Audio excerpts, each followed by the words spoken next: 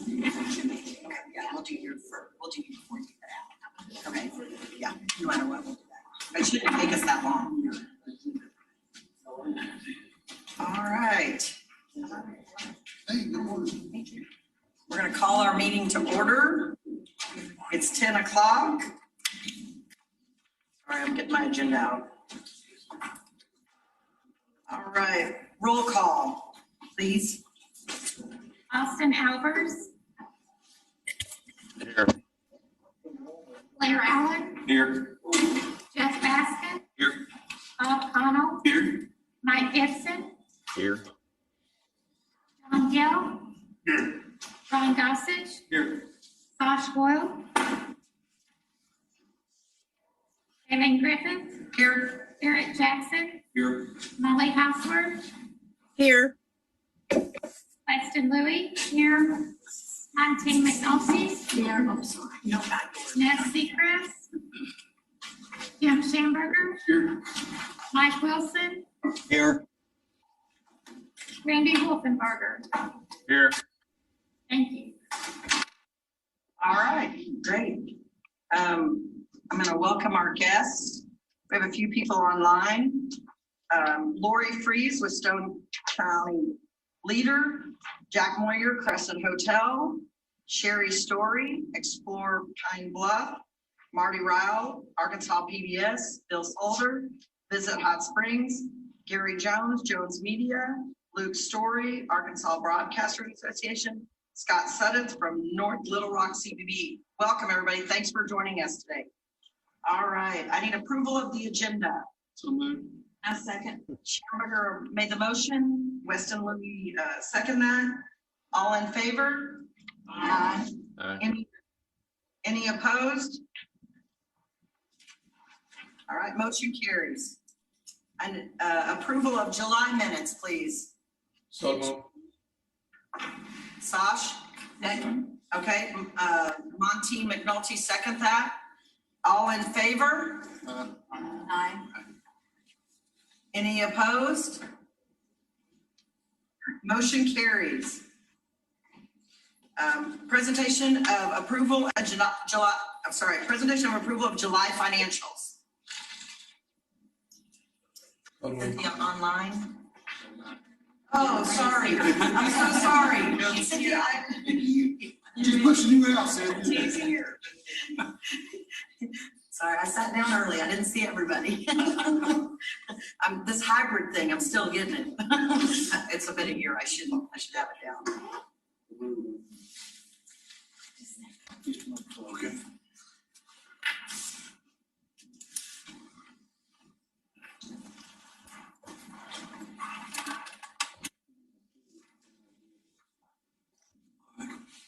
Good morning, can you hear me?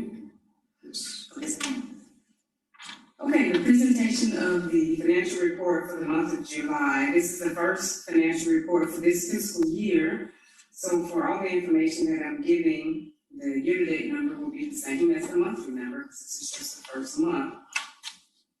So on the front page, this is a summary of our current appropriation for the year by division. And there are a few changes that I'll note as I go through the report. The top section you see is the Sheriff Services appropriation, and that appropriation is higher this year than it was last year, because last year the only appropriation we had in Sheriff Services was for our salaries, and this year, beginning with this fiscal 22, all of our Sheriff Services expenses are now classified under one business area in one appropriation, so that's up this year from last year.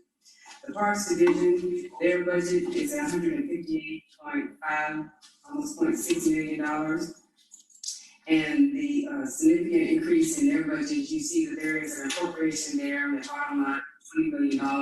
And that reflects the Walton Family Grant that the Parks was awarded, and they have an appropriation of $20 million available for them as they receive monies from the Walton Foundation. And then their operation money from the 1/8 cents tax is up since last year, and their outdoor grant budget is higher due to receiving more apportionment from the federal. And they have their expenditures this year compared to the same time last year are down $795,000, which is just mostly salary expenses. Tourism's budget this year is $22.2 million, and there's a small increase of about $2 million in their budget from this time last year.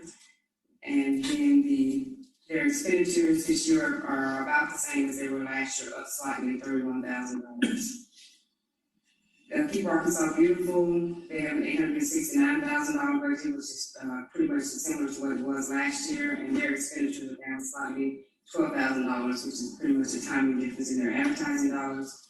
War Memorial Stadium, their budget is $1.2 million, which is pretty relative to where it was last year, and their expenditures are about flat from where they were last year, it's down slightly. So our total department budget right now is $192.8 million, including shared services. Our expenditures today are $8.8 million, and compared to last year, that's down $650,000. The next page, which is page 2, is a breakdown by each one of those divisions of how those dollars were spent. And you can see there from the graph where those expenditures vary by line item. And I won't go over that in detail unless someone has a question on those.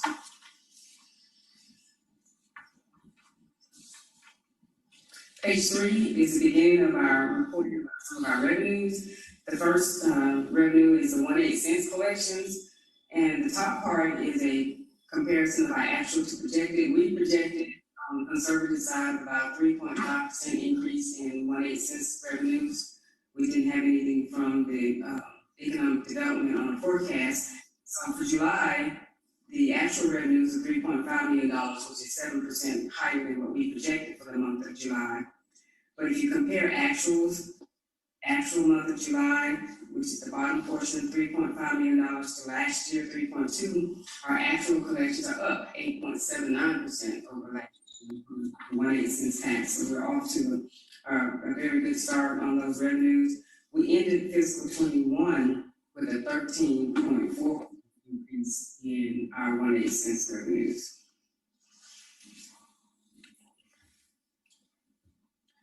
The next page, page 4, is a summary of our investment income. As you can see, investment revenues are up slightly, well, not slightly, but 385%, but it's only $4,000. So that's up compared to last year. We did a whole lot last year at this time.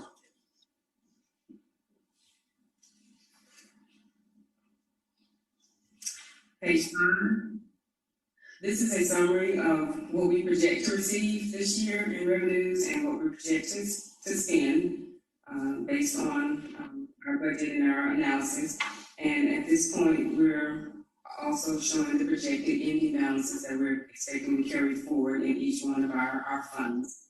And there's not too much of a noticeable difference on those balances except for the 2% tourism tax. We carried forward $6.4 million in 2% tourism tax from last year.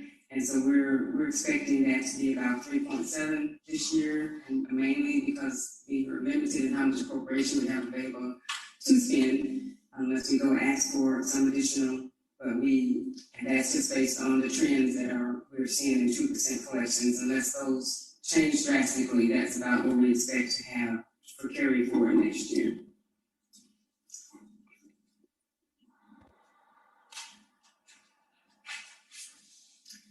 The page 6 is a 2% tourism tax collection, and as you can see, our monthly collections are still trending very high. For the month of May, we had a 112% increase, $1 million more this May than we had same time last year in May. And you remember we ended the year down 5%, which is down less than what we expected to be down, and right now we're trending upwards, so we'll just kind of see how that trend continues. I did take a look at what our receivables are, and we haven't got the 20th of the month yet when all the sales tax reporting is due, and at this point we have already collected a little over $500,000 in 2% receipts as of today. So that's quite good for this month before the 20th of the month, I said, yeah. Our revenue accounts, is the next page, page 7. And as you can see, for the month of July, Parks has done very well. They have a 43.5% increase July compared to last year, which is 1.1, almost $1.2 million over last year. The parks that had the biggest increases are Brave with $246,000, and their increase was due mostly to camping. Also, they had increases in their lodging and the restaurant sale. Cradle of Diamonds, $224,000, which is mostly their admission fees. $60,000 of that was admissions, and the rest was in merchandise sales and camping. Petty Jean had a $149,000 increase in their lodging, their restaurants, and their cabins and camping. Ozark Folk Center is up $99,000, and that's in their cabins and their gift sales and restaurant. And Lake Catherine is up $58,000, which is in camping and cabins. The largest decrease we had was only $3,000, so that's not much of a decrease for any particular park. The next page is the revenue by source, where you can see where parks' revenues came from. And there again, their top money-making revenues are camping, cabins, lodging, sale of merchandise, sale of prepared food. And that's based on the collection for the month of July. That's how they're ranked. But you'll notice that the largest increases in revenues were actually in our cabins, $262,000 for the month.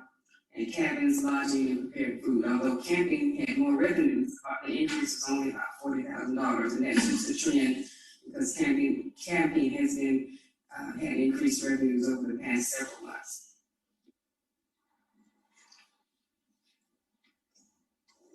So the next page will just show you parks revenues in comparison over fiscal year and by month.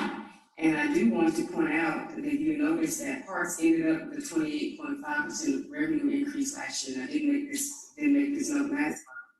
But the next largest increase we had in parks was 35.5%, and that's after we brought Mount Magazine on. Mount Magazine opened in 2006, 2007, we had a 35.5% increase. Well, that was about $5.8 million at that time. Well, the increase between 20 and 21 actually higher than that increase caused by Mount Magazine. It was 6.2. Some parks had an outstanding year. I just wanted to make the point that last year they increased even more than what they did when they opened Mount Magazine. It's pretty extraordinary. War Memorial Stadium is page 10. It just shows that they're down slightly this month by 18%, which is a little over $8,000. But the biggest reason for that decrease is in sponsorships. This is a timing difference between collection. You see that that's down like $37,500. So several of their revenues showed increases, and that one showed that down. And that's the end of the financial information. The 2% dollars are also included. If you have any questions on that. Any questions? These are just remarkable numbers. Yes, they are. They are impressive.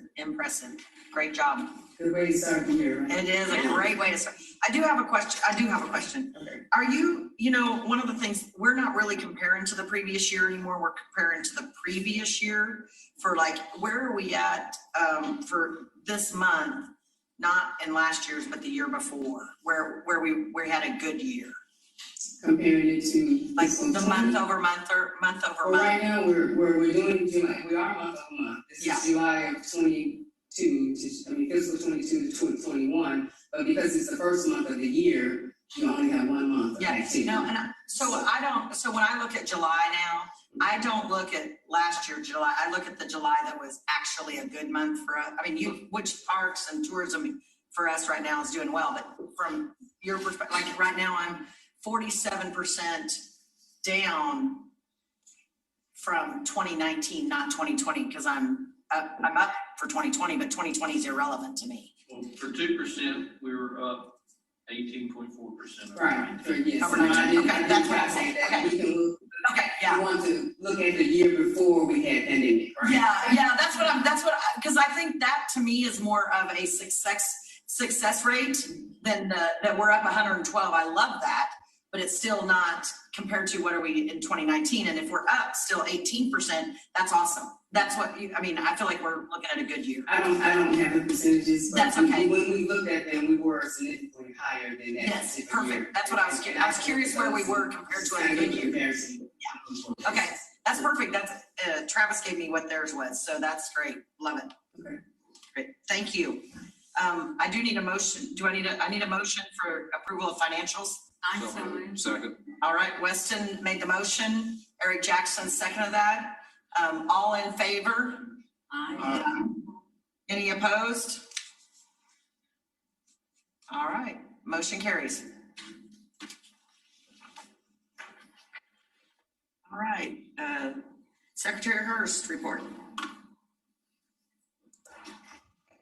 Thank you. As I reported last month, the governor created a number of working groups within the cabinet, and he created one to work on broadband and asked me to lead that effort. And the governor has in 2019 established an initiative to increase connectivity in the state of Arkansas. So there's an existing Arkansas broadband office, but our group is looking at new ways to work with the legislature so that we can move forward quickly using American Rescue Plan funds. So Leslie Fiskin has assisted me in this effort, and it's been very productive. We are working right now on an RFP that has been posted to hire a broadband consultant to create a master plan for the state of Arkansas. So hopefully in the at the August ALC meeting, we'll have that consultant on their agenda. I mentioned last month that Act 413 was passed in the last legislative session and required an oral report from each of the secretaries reporting on the work of the department. So our schedule allowed for us to provide at the last ALC meeting in July, a 15-minute report. And the Office of the Secretary, several individuals worked very hard to pull together a very robust report. Ended up, we got into that meeting, and I think the legislature was tired of hearing reports, and our report was reduced down to about 2 minutes. So we then answered questions for another 10 minutes that weren't related to the report at all. But if you all are interested in that report, it's actually contains a lot of really good information that you might be interested in. I'm happy to share that with you for anyone who wants to see it. I think it'd be great to email that out to everybody. Yeah, I Thank you. I'll send it to you. yeah. The time you guys put into it, we need to I'd appreciate like to that. see Thank it. you. I think it'd be great information.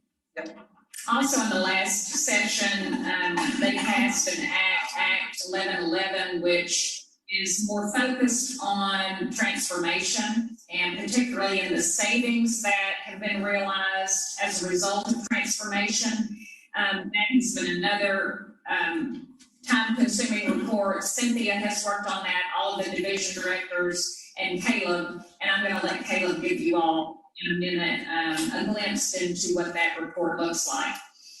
I continue to meet and receive questions regarding the American Rescue Plan and various proposals that have come forward from various businesses and industry sectors. Leslie and Travis have been working on a proposal for the hospitality and travel industry, and I'll let Leslie comment on that. We'll also have a state parks request that will include infrastructure needs like water systems, but also connectivity. As you all know, that's a priority for us to improve our connectivity at all of the state parks. So those are coming forward soon. I have our leadership team went up to Mount Magazine several weeks ago and worked with a consultant, John Harrison, and his team. We've done that before, pre-pandemic. I think it was very productive. As a result of that work, we did a department-wide survey of employees to get some feedback, and we have that now, and we're working through that. It's very instructive, and we have some things on our to-do list now regarding to employee development, communication, and other things. That's been a really good exercise for us. The Lake Sylvia Camp Washita announcement was held at the end of the month. Thank you to those who were able to be there. That has been very well received by the public, and I'm sure Brady can update everybody on where we are in terms of visitation at that park. I've been able to get out more lately. Yesterday, I went to El Dorado Welcome Center. Travis, they were a great crew there, and I also was able to spend the night at Morro Bay State Park. I had the mosquito bites to prove it, and but it was a great experience for me to be able to get out again and visit some of our locations. And I know that you all do that as well, and our staff really appreciates that. Those cabins there are really nice. What did you say? So those cabins there are really nice. They are very nice. Very nice. Little stilts, but they're really nice. Yes. And I had a chance to meet the longtime housekeeper there, and Blair Allen, you're going to try to hire her because she is incredible. I'm not going to tell you her name. She is, we walked in there and it's spick and span clean. It was just so well appointed. And anyway, he's just really encouraging for me to see the passion that our folks bring to the table. Jim Andrews, would you like to give us a legal report?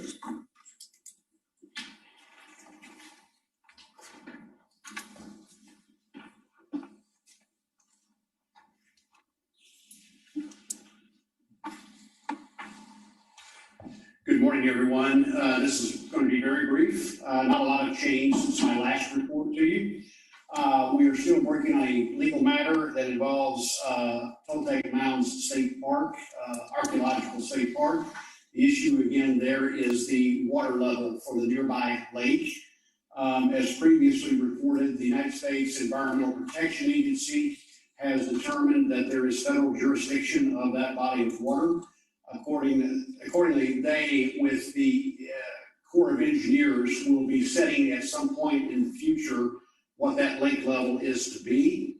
They'll do that through their administrative processes, which will include a public comment period and a meeting of property owners around the lake. Meanwhile, we're preparing in anticipation for that process.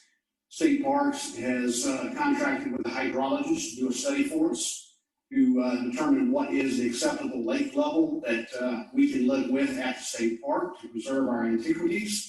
And we'll have that information by the time that meeting takes place with the EPA and Corps of Engineers. We do have one matter we're defending at the State Claims Commission that was reported previously. We had a visitor unfortunately fall to the floor in a shower at Devil's Den State Park. The shower seat broke from the wall. We have answered the complaint at the Claims Commission, but there's no further activity to report on that at this time. And then the Cedar Glen Exchange, which we're very familiar with, we are progressing toward a closing. The Council for the Nature Conservancy and I have agreed on the form and substance of the transaction documents, and we're awaiting an updated title opinion so we can move on to closing. And that would be my report for today. If you have any questions, happy to answer. Thank you. Any questions? All right. Okay, thank you. Thank you, Mr. Andrews.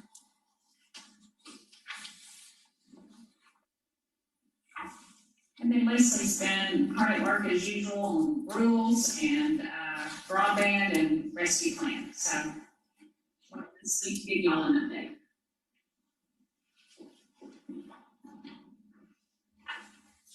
Thank you. Good morning, everyone. So as Secretary Christie said, we've been hard at work on a lot of issues with the American Rescue Plan and her position on that committee, and then chair of the working group broadband.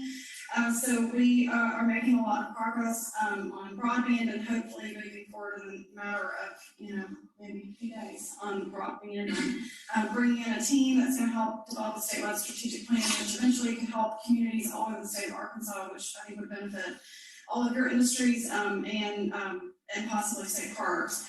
Specific on the American Rescue Plan, two things, as Secretary Hurst mentioned, Travis and I have been working on an overall comprehensive proposal for the hospitality and tourism industry. We're looking at supporting a variety of businesses. As you all know, we administer the Business Interruption Grant. We would include some of those businesses, including hotels. We are really trying to drill down and look at supply chain side of businesses within the industry, caterers, food service vendors. There are a lot of small pockets of supply chain side businesses that have not been able, they've just kind of fallen through the cracks, and they have not qualified for any of these federal funds. Travel agents. So Travis and I have been working with our surrounding states and other states. We've visited with Wisconsin. Wisconsin is kind of leading the forefront. They've already got their tourism hospitality package put together. And so we have visited with them, and they've been helpful about the number of how they are strategizing and how formulas they're developing for all the businesses. One thing that Travis and I think is very interesting, I'm not sure that we will do this here in Arkansas, but we are gonna, looking at other states right now. Wisconsin has done something called We're All In, which is, it's a small grant. It's only, I think it's up to maybe $5,000 per business.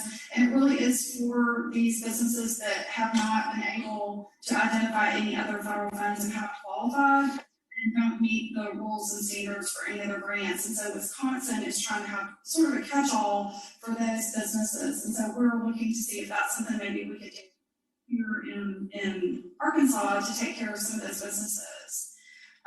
So we plan to have a comprehensive proposal to Secretary in the next few weeks. And then we also are working on something specific for state parks. I know a lot of you know that other states proposals forward to their committees, legislators, and governors, specific to help their state park systems. Michigan has a huge $260 million, I think, proposal. So we worked with Brady and Shay and their teams, and we have a first draft of a proposal that we have just shared with Secretary Hurst, and as she said, that would impact water, sewage, connectivity, trails, roads, also cabins.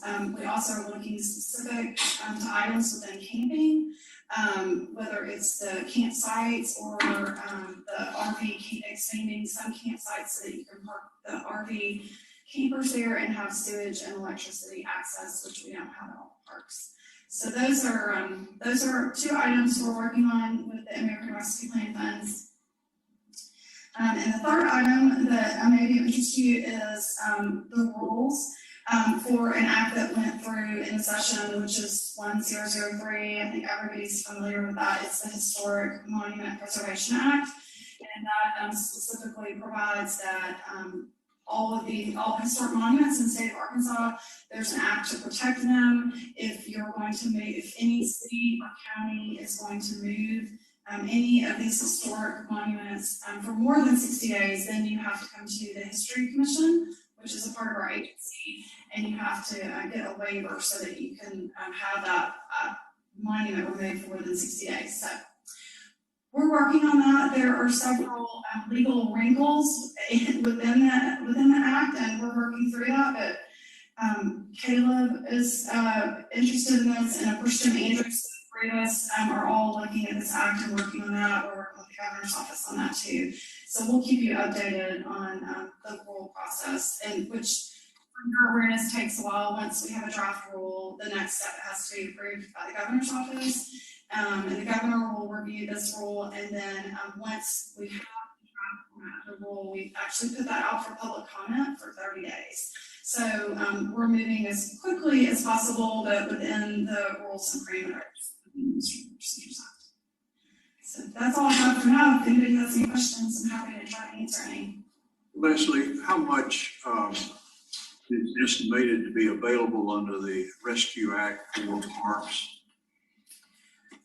As I understand, there's a total amount of money that's coming to the state, for the American Rescue Plan that this committee, that Secretary Hurst is vice chair of, and that's $1.57 billion with a B. So that's the pot of money that's there. They have already been distributing funds for healthcare needs, nursing home needs, and so there's not a specific amount that has been allocated for state parks. What we do is we put together a proposal and we present that to the committee, and the committee is led by Secretary Larry Walther and Secretary Hurst, and then there's legislators on that committee, and then of course the governor has to approve it. What's the dollar amount of the proposal that's been submitted?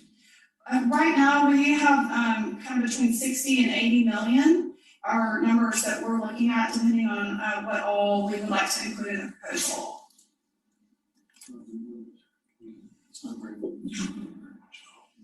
Hope you get it.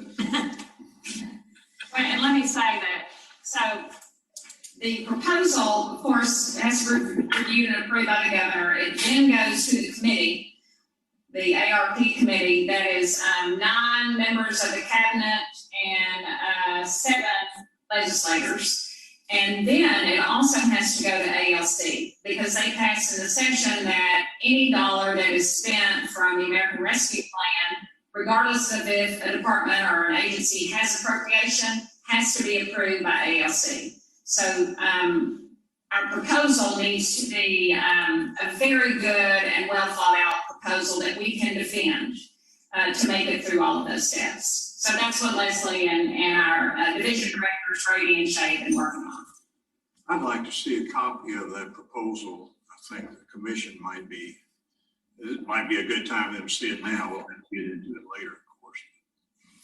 We're happy to share it. I haven't even seen the draft. Of course, it has to be consistent with Treasury's guidance.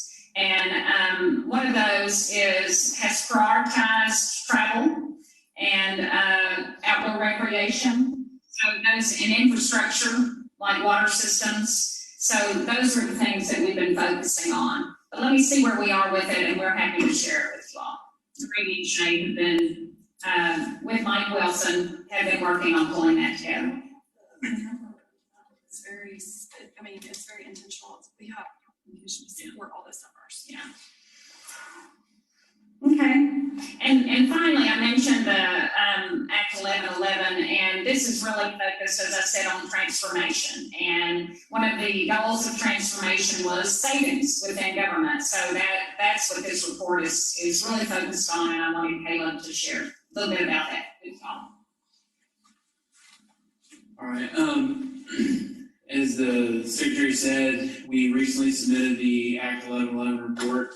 And we've had 2 or 3 of these that have gone on, and it's really kind of hard to keep straight which numbers are which. But this report was required for us to take a look at. I'm moving around on the camera. There we go.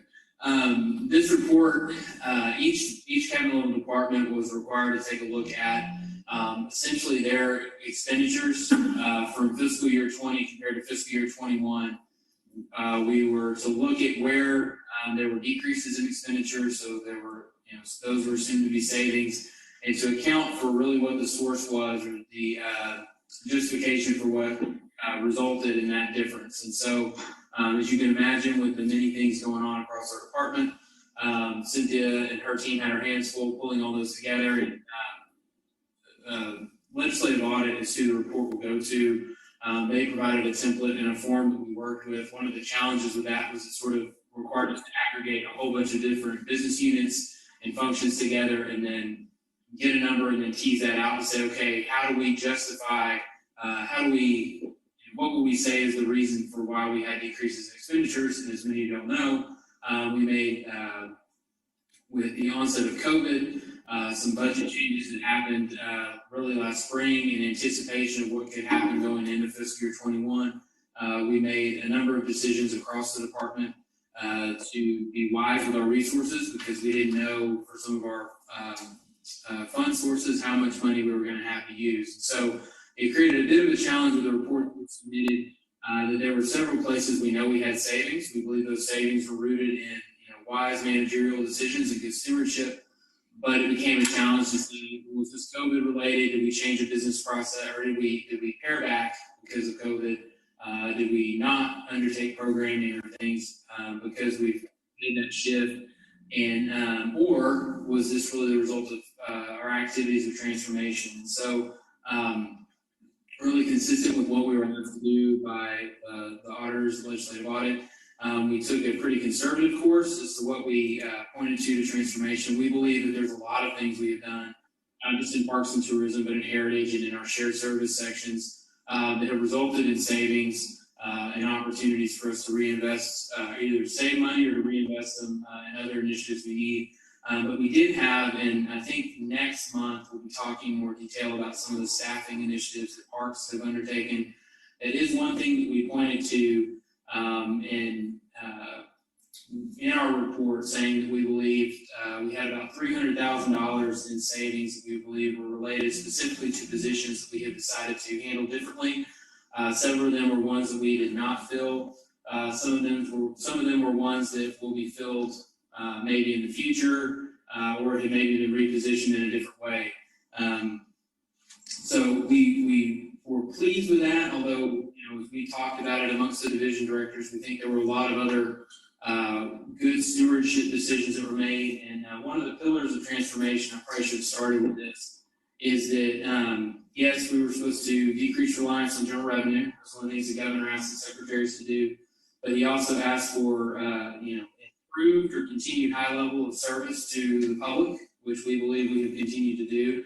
It's harder to quantify that, but we feel confident we've done that. And the other one is improved management of our government agencies. And we believe that there's a range of decisions we have made. The secretary has led, Grady and Shay and Travis and Jimmy and Heritage have led in making these decisions. And so we were pleased to account for those, but we also, think that we actually probably did more, but we'll take what we can get because the nature of when you're dealing with a template that is provided to you and what you're going to do. So we have that, and we'll continue to track these things, continue to monitor and account for what we've done. So, and like I said, I hate that Cynthia is not here anymore or just stepped away from the meeting, because she and her team did a tremendous job pulling that together, because it was a real challenge to figure all that out. But all of our division directors pitched in, did some great work. And we'll keep you posted. We understand the legislature will probably ask us some questions about it, and we'll let you know how those come along. Can we get a copy of that? Pardon? Can we get a copy of that? Yes, it's a big spreadsheet, and it's gonna not make a whole lot of sense because it's of the form. But yeah, we can at least share the high level of the segment.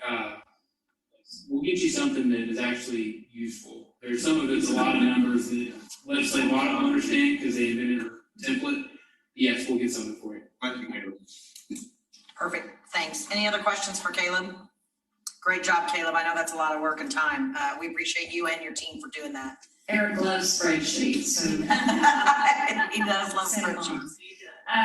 That's all I have. Anybody have any questions for me? I'm happy to answer anything.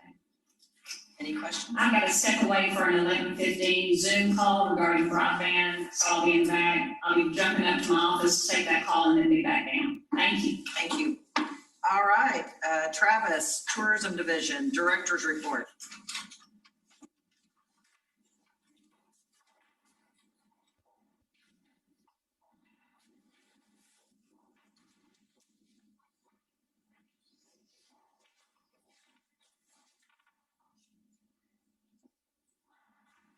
Okay, good morning and glad to be back in Arkansas after being in California since last Friday. So weather was good, but it's just much better to be back in the South.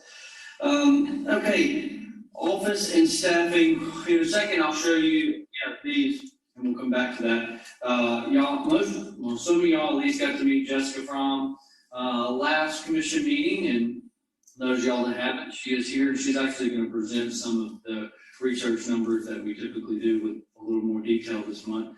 But she's the new marketing development manager we have. And then go ahead to the next one, filling y'all in kind of on the org chart here, because there is some new names, new faces. You'll see Caitlin Hall is a new name under one of our new admins. She actually won't start until August 30th. And that'll get us full back up in our admin duties, which will be helpful. Will Newton is the new multimedia specialist. He started this past Monday, so our secondary photographer, and he is from the DC area, and the team is very excited about him. And we should have a new public information technician. That was Colton's position announced either today or tomorrow. So we will be getting very close to full staff there, and go to the next one as well. And this shows you welcome centers, and thankfully there's not much yellow on there. They're in the process of interviewing and making a decision up in Corning. But glad to have a lot less yellow than we've had at times in the past. You can go back a couple real quick to the main slide. Like I said, I was in California and Los Angeles for the ESTO conference. That's the educational seminar for tourism organizations put on by U.S. Travel. I've been waiting a year and a half to get to that or something like that. And one of the best parts about it, it also hosts the National Council of State Tourism Directors, so got to spend a whole lot of time in person finally with a lot of my counterparts, and at a very vital time to learn about what they're doing with ARP funds, with EDA funds, with rises and falls of COVID numbers and recovery and outdoor stuff. So very helpful. These people, I've seen in little boxes for a year and a half now. I'm getting to be in person and truly build a relationship with. It's very helpful. Some of the main things that came out of the conference for many of the team members that got to go were recovery, obviously, DEI, diversity, equity, inclusion, data aggregation, resiliency, and then the future of work as that pertains to the workplace or not workplace, or how teams work together, moving from I to we, and a whole bunch about that. That I think is kind of the mindset we already have, which is good. We're heading in the right direction. And then you heard some about the ARP and EDA funding opportunities. The amount we get from, I can't remember last, I was able to report on this, but the way they ended up doing this with the EDA funds, last time we had a chance to submit a competitive grant. And this time they split it out. They set aside $750 million of the EDA money to go specifically to tourism, travel, and outdoor recreation related projects.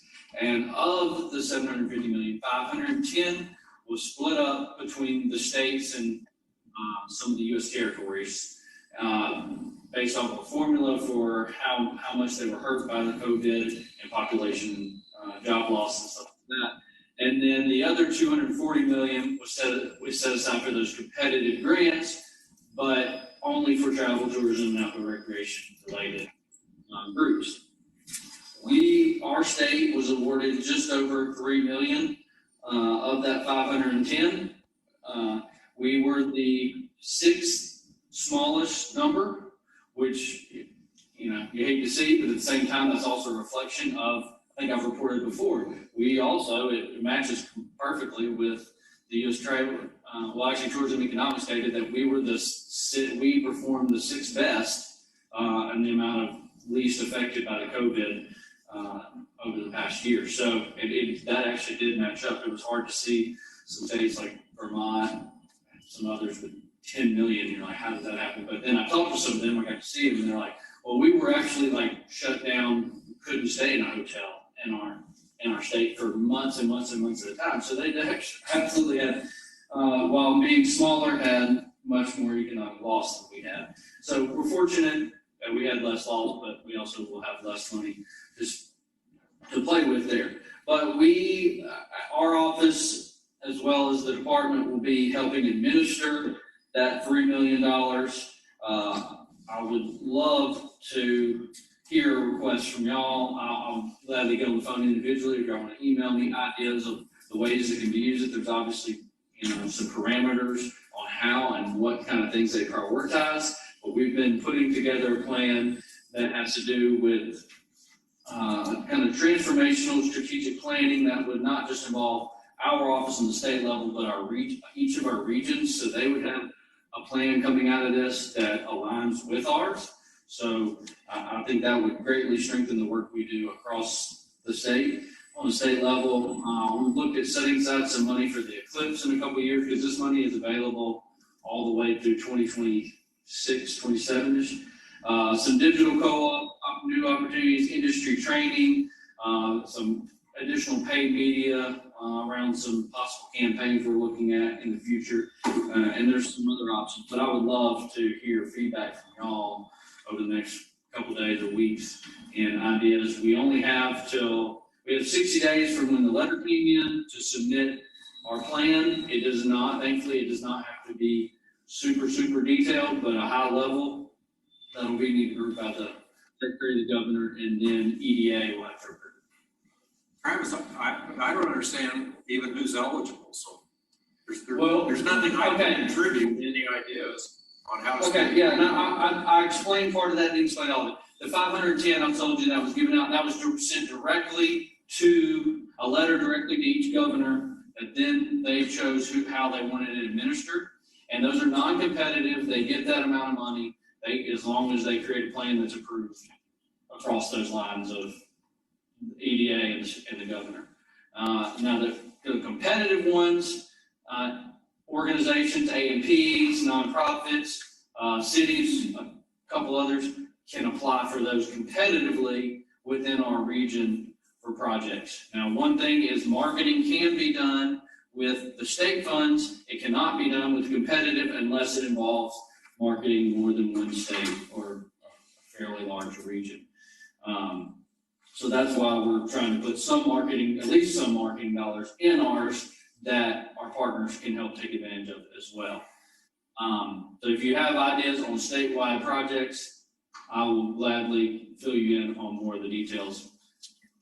Yeah, I have one, if you could, you might have to research it a little bit, Travis, but I do think that because everybody's had a loss in the last year, bid fees and things like that are going to be challenged. So if we could add that to possible list of helping different cities if they're hosting a sporting event or a large meeting, that they need some dollars for that. I don't know if that's an option for that, but I'd love to see if we could add that as an option or something where we could apply for that, each city individually, because I do know that with the loss of $1 million, people are still coming to me saying, I still need this to bring our event to your community. Absolutely. So if that can be And possible. that's a possibility, but I will say what I've tried to do as we put together the ARP plan that covers the whole hospitality part. Part of that is revenue.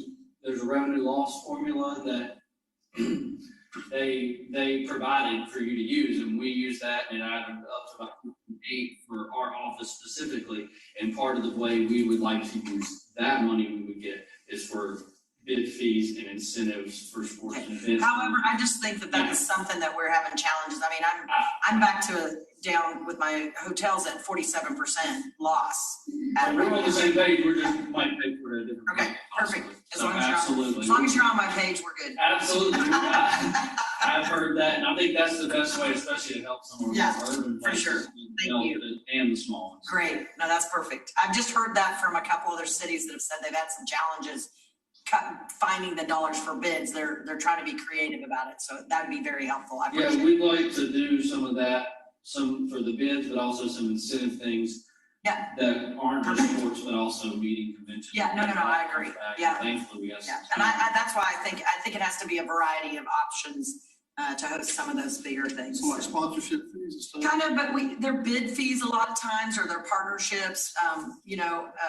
I try not to use it as a sponsorship. I'll even say marketing. I'll say, here's my 10. They need money to help cover their expenses, so that they don't lose money, and it's a way for us to partner, but also be a good partner for those types of events.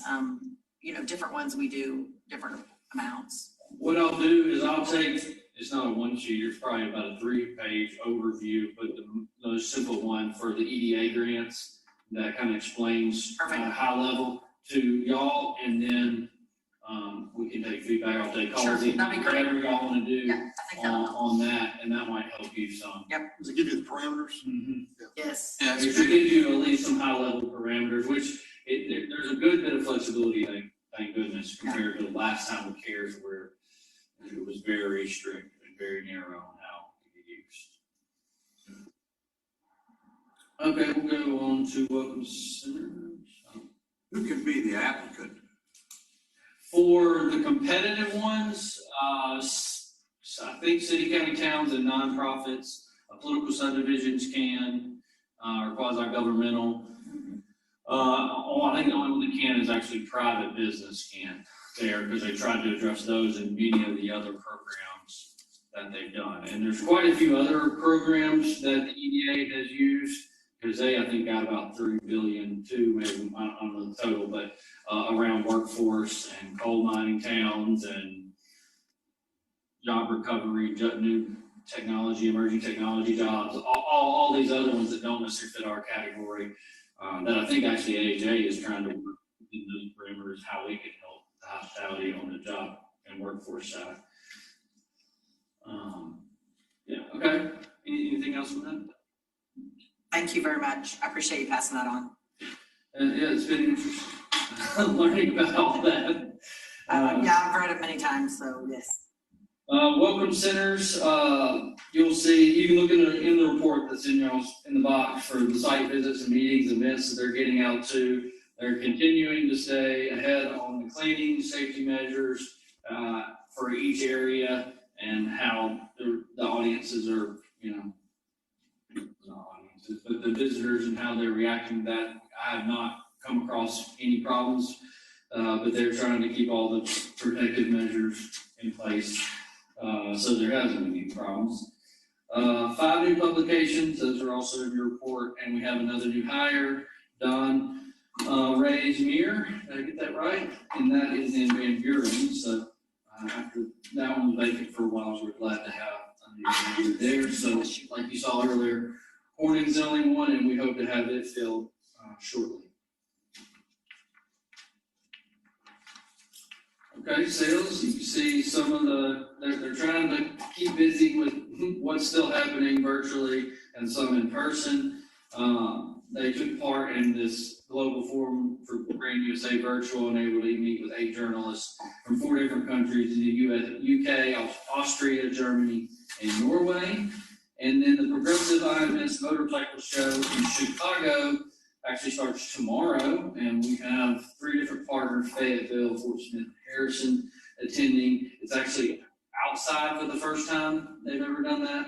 That way they could handle the large crowds. And one new thing they added to the show was an additional focus on dual sport riding, which is actually something we added to our motorcycle guide a year or 2 ago. So we were ahead of that, and so that's just adding more people being able to use the full breadth of our guide.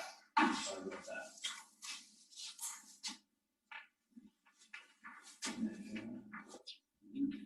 Communications, our theme this past month for Discover Arkansas, arts and museums, and you can see the 7 articles tied to that. In the report we have the photography exhibit that was in Fort Smith, if y'all remember that. It went there for the governor's conference in 2020 and got left there for a long time, and I don't think we got to see it, unfortunately. But it has since been moved and put in the Ozark Bathhouse in Hot Springs, and they were very excited about the way they were able to curate it with the lighting as much. I think they routinely show art shows there, so they have a great way to be able to portray all this great photography that is not just Kirk, but I think going back, multiple photographers have taken through the years, highlighting the work and the beauty all around Arkansas. That's in Hot Springs, and we'll be moving it to new places in the future. And there's also 5 news releases. You can find that in our report as well. Moving to the next one. Tourism Attraction Feasibility Study Grant Program. That's a mouthful. This is one we've had for a long time. We usually have about $30,000 for 2 $15,000 grants for going towards feasibility studies. And this is the first one since I've been here, actually. For Fort Smith applied for an indoor sports facility and was awarded $15,000. So they will be working on that shortly. We've talked about the new data and visualization and geolocation for quite a while, and we do have an official partner, and that is Voyage. And that's about that data aggregation. I talked about a little bit at ESTO. We heard a lot about it too. And the key components of that is kind of two parts. That's, your audience targeting you're able to do with the data you have, the geolocation data, and then also the performance and reporting that y'all will also benefit from as well. This will take a little while to get implemented for us, but just know that will be coming. Kayleen, I think, has been using this Yep. for. And if you want how long? information on it, if you want to see ours, just call me and I'll give you my sign in and you can look at it.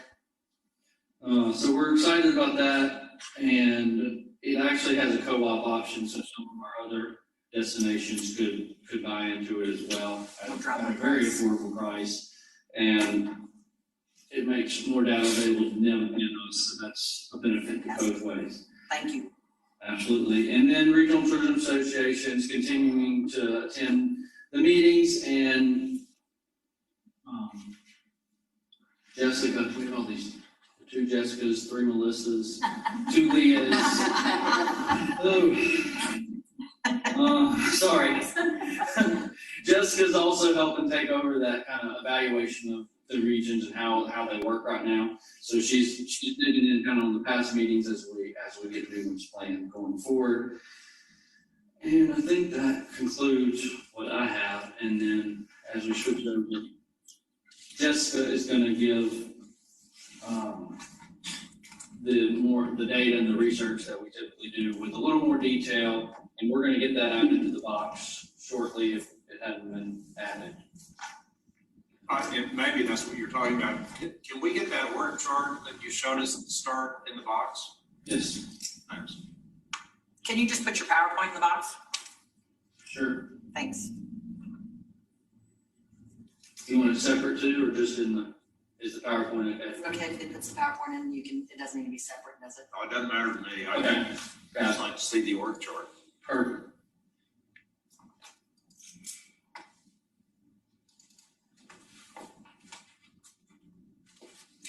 Hello, as Travis said, I'm the new marketing and development manager. I've been here a month, so what better time than to present all the research? I saw an opportunity to update some of the reports. I was a little bit confused by how the data was presented at some of the at the last meeting, so I wanted to take the time to understand year over year what changes we could see from 2019, 2020, and 2021. So I've included 2020 just to see how that impacted some of the collections, visitation, things like that. So not only for my edification, but to show how it impacted and then how we rebounded. And as I have a better understanding of the data and as we onboard voyage, this could evolve. So for the 2% tax collections, 2019 again represents our typical year. So you can see steady growth month over month. You can see that dip in 2020. And then in May, as Travis said earlier, we are up 18.4% as compared to May 2019. And it's our best month ever. So. June's gonna beat it. June's gonna beat it?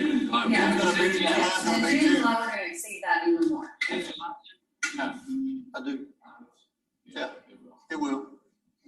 So again, with visitation, 2019 will continue to serve as our benchmark. See, typically 2020, the COVID dip, and then beginning in March of 2021, we began to see the return to a typical with a large increase in June and July. So for June, we have over 1 million visits, and July is still preliminary, even though it is slightly over 1 million. We still have some sites that haven't sent in those numbers. So this is well over our 5-year average, as you can see represented by that. So great visits. Is this visitation online or visitation at welcome centers? What do you visit?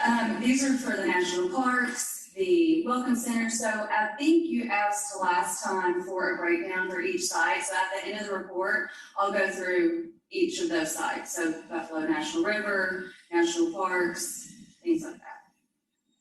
Next slide, please. So this represents all of the hard copies ordered and the digital views. So the biggest increase that we can see from 2021 as compared to 2019 is March. and then April. So we've had 20,000 more orders in those 2 months as compared to 2019.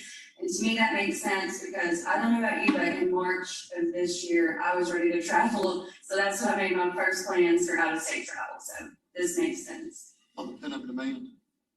I'm sorry. It's all the pent-up demand. Vaccine. Exactly. Vaccines are the green Vaccines are more light. available, yeah, so. Next, please. So on this one, this only shows year-to-date literature hard copies. I wanted to include this because I thought it was really interesting to see which states ordered the most. So we can see Texas and Arkansas, followed by Missouri, Louisiana, Oklahoma. I think this will be really important to keep an eye on, as this may help us identify some new target markets so just redefine that strategy. Maybe we can do a push in Florida or Tennessee. So just wanted to keep an eye on that and throw that in there. Next one. So this is our traditional lodging occupancy. We do not have the July 2021 data available for this one. We do have it for P2P. But in June 2020, we had 64% occupancy. So, and then the expected dip in 2020. And then for the traditional lodging ADR in June of 2021, it was $87. We can see a slight decrease in 2020, but again, these numbers are relatively similar for 2019 and 2021. Next one. So for P2P lodging, for the peer-to-peer lodging, the occupancy rates are higher in 2021, even when compared to 2019. So, people may feel safer to rent someone's home than they do feel safe going into a home. So the largest increase was in April. So that went from 46% in March, from 46% to 58%. And then in July, we went from 55% to 68%. Next one. So for P2P lodging ADR, they're really consistent. There's not many fluctuations even in 2020. So it's just typical year-over-year growth. Next one. So next I wanted to show some comparisons of traditional versus P2P lodging. So the average daily rate for P2P is higher, and again, people are able to rent full homes. With hotels, it's just a single room. And then on the occupancy, we can see consistencies for both P2P and traditional. So at the end of each side of the graph, that's the Januaries and Februaries, and in the middle, that big dip, that's March, April, and May of 2020.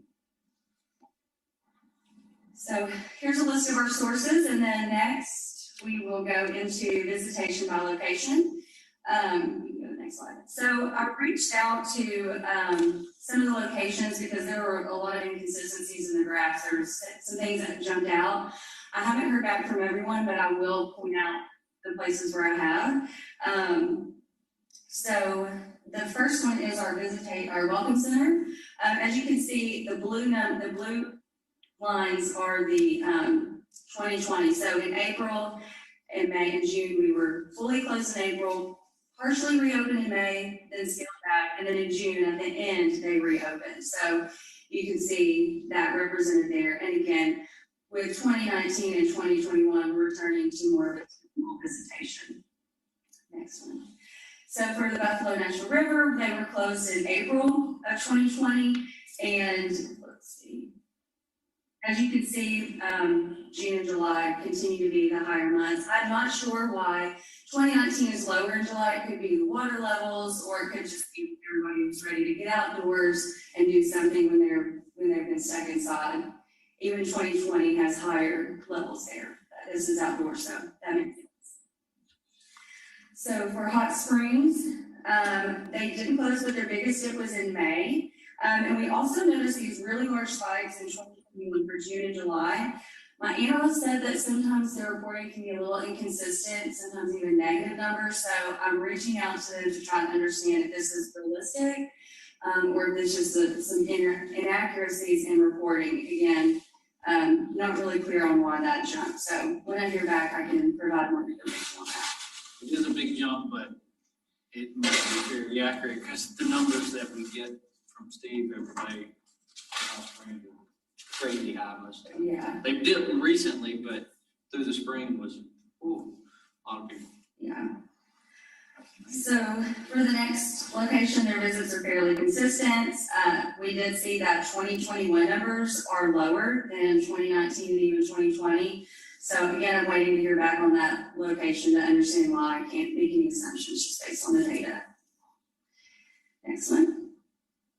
So Fort Smith, we see the typical COVID dip, but we also noticed a large increase in July and September for 2019 and then 2021. So September, we don't have 2021 data available, but I still wanted to call that out. So they did get back to us, and in July, the Mayor's Riverfront 4th of July celebration is at that time.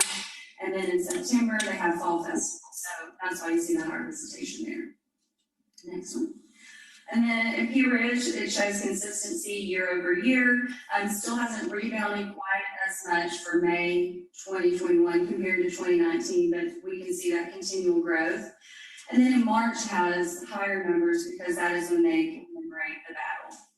Isn't it some could be because there were canceled events this year, right? I mean, Correct. that could be a major problem for any of these cities. I mean, you're kind of looking at data that is still not correct, even looking at 2020. Exactly. We found some in 2021 has been canceled, and it's like we may be doing some of that now, so. Exactly, and that's why we wanted to reach out to these locations, just because we can't make accurate assumptions purely based on the data. I want to hear from them, like, have you had staffing issues? Have events canceled? What else contributes to this? So once I hear back, I'll be able to share that.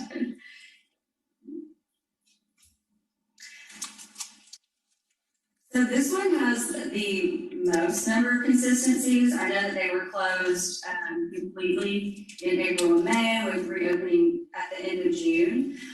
It's all over the board here. I wasn't sure why 2020 had such high visits in January, February, and March.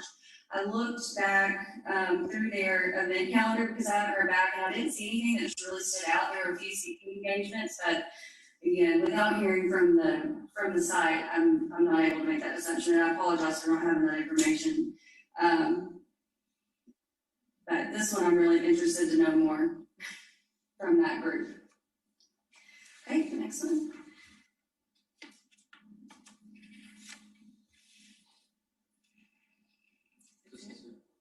Oh, okay, sorry. Okay, yeah, this location, sorry, it looked a little similar. So this location was closed in April 2020, and it has not seen a return to typical as well, I guess so. Sorry, my notes are inaccurate. As you can see, in 2021, we're seeing a return to the same numbers as compared to 2019. Is that down in Hope? It is. Yes. Mm-hmm. It's not real popular. They don't Yeah, have, if you look at the axis there, this only goes up to 1,400, whereas some of the other ones are in the 5,000. So when you look through this on your own, pay attention to those, the axis and the numbers. Some of them have jumps in 10,000, some of them are just, a couple hundred. they don't advertise that at Hope for one reason. All right. So now we'll look at deplanements. Again, we have both for LIT and XNA. It makes sense when we look at, okay, there's a big dip with the COVID restrictions and then the gradual increase through the end of that year and continuing into the beginning and middle of this year. So we have Little Rock and then for the next slide. This is the same. That is all I have to present today. Does anybody have any questions? Yes. Maybe it was and I missed it, but I don't think all of those charts were in the box. They were. They were? They were not. Good. It wasn't me. I didn't see them. If you could get them in the box, I'd appreciate it, but I also want to say that's a good report. Thank you. Yeah, I like it here. Good info. Just we'll make sure that's added in there.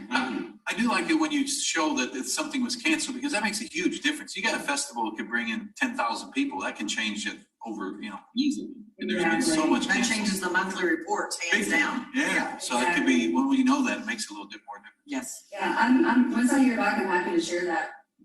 information. Good information. You got some kind of spreadsheet with the raw numbers on it? We do. I'd like that too. Okay. We can get that to you. Thank you. Great report.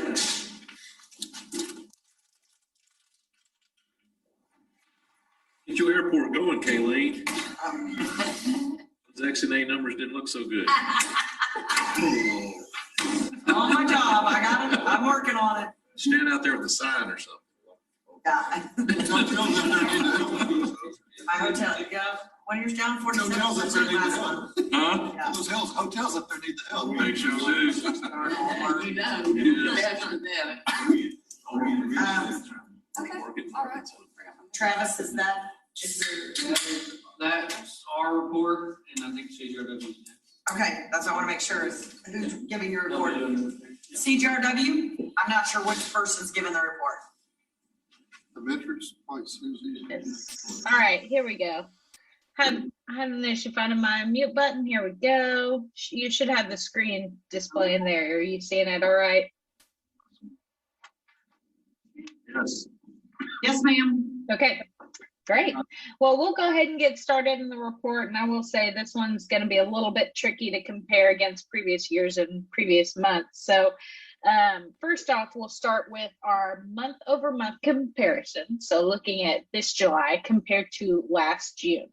So an important note right off the bat is that we had paid digital media running in June, and that was paused in July. So there are campaigns running still in July, but primarily I think that they're print, not as much digital focus. That campaign's actually going to pick back up in August. So as we're looking through it, just keep in mind that digital media in July was paused. So as we go through the breakdown, you'll see first off, total users in June was at 480,000, and in July we were at 344,000. That's a 28% decrease. And typically what we see is when there's a decrease in total users on the site, that means there's less people to convert throughout the rest of the site. So you'll see decreases as we go through the report here. Now, where there was a 28% decrease in total users on the site, we actually only saw an 8% increase in total partner referrals. So in June, we had 109,000 partner referrals, and in July, we had 100,000 referrals. So still, we were seeing less than what we saw last month, but that number stayed pretty strong with an only 8% decrease, considering that there were about 140,000 less people on the site, only 9,000 less people referring to our different partners on the site. We did see a decrease in guides being ordered. So from 7,500 guides to 6,200 guides being ordered, and then also less people viewing the guide online from 5,000 in June to 3,600 in July, which is a 28% decrease. So overall, we are down across the board, but it's because the digital media was paused. And for the most part, we kept our numbers pretty strong considering. Now, as we look at our comparison versus 2019, the numbers start to look a lot better. So in July of 2019, we had 225,000 people on the site. This July, 344,000 people on the site. That's a 50% increase there compared to what's typically a normal year in 2019. But as you guys talked about earlier, a lot of that's revenge travel, people feeling more confident that they're able to get out after vaccinations. So 53% increase. Our partner referrals were up about 10,000. So you'll see in July 2019, we had 90,000 partner referrals. This July, 100,000 partner referrals. That's a 12% increase there. So always trying to get more visibility to our partners. So that's a success. You will see a decrease in guides being ordered online. That we've seen a trend in Arkansas as well as other properties that we help manage, other state tourism offices, because people's planning cycles are getting a lot shorter. So whereas people might have been planning trips out over 1, 2, 3 months, now they're 1, 2, 3 weeks instead. So less likely to actually order the guide, but we are seeing an increase of people viewing the guide online. So if they're able to access that guide without having to order it, they're able to access it immediately, they're more likely to do that. So we saw a 31% increase there. I'll move on to our newsletter growth and performance here. So this is an interesting slide because you'll see since we started to do our purge, we've seen pretty significant growth from February to July.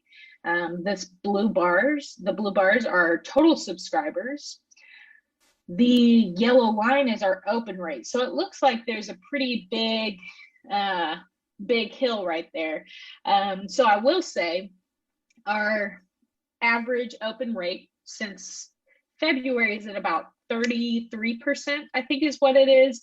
Before we did our email purge, it was well below 30%. So even though it looks like July we had a not great open rate, it's still higher than what we were seeing on average last year. So we're really happy with that. We also in July wrapped the aviation campaign, and a big component of that was bringing new subscribers to our list. So in August and September, you'll see a pretty significant increase in total subscribers on our newsletter because we had, I think, 11,000 people opt in on our newsletters. So that wrapped in July. So we got all those users added to our email list in August. So you'll start to see some of that increase. And hopefully our open rate will continue to be above 30%. Now we've got our total traffic and our total conversion rate. So you can see how many people are on the site and how likely they were to actually find partners. So, you know, we can see throughout the last 13 months here where we've gotten a lot of fluctuation traffic. April, May, and June, we saw significant increases. In July, as we talked about, there was a decrease with less paid media in the market. But even though we had less people on the site, our total partner referral rate continued to soar. So we were at 14% for July of 2021. That's the second highest it's been all year. So we're really happy with that. Susie, can I ask a question real quick? Absolutely. How are you calculating that partner referral conversion rate on that chart? Yes, so that's the total number of people clicking on partner links. So that'll be clicking to see their website, email, view directions to drive to the location, or any of their social media links. It's so the total number of clicks to a partner divided by the total users. Okay, so that's the 100,862 number divided by the 344 number? I think so, yeah. Yes. That's correct. I don't get 14%, I get like 29%. Let me confirm with my analyst and check on that. I want to make sure that I've got the right language there.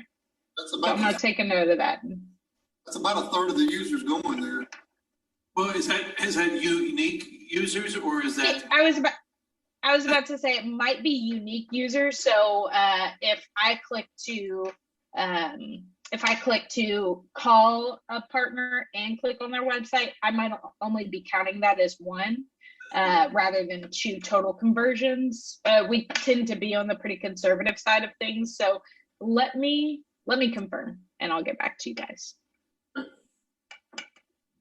Good question though. So now we're going to get into our website traffic trends. So looking at organic traffic, we have seen some increases based on where we were this time in 2019.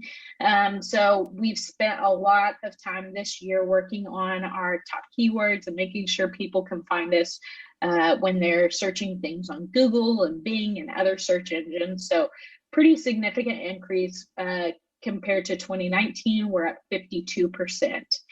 I'll talk a little bit about this at the end, but we've done a lot to engage in our search engine strategy.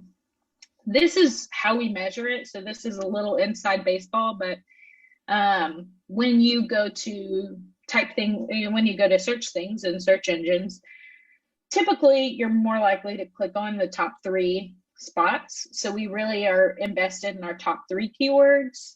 And then we also measure in our 4 through 10 position keywords, because we know people are not likely to click onto the 2nd, 3rd, 4th, 5th pages that they have in a Google or a Bing search result. So we have seen an increase there, especially over the last 3 or 4 months, which we're excited to see with all the changes that have happened on the site in the last few months.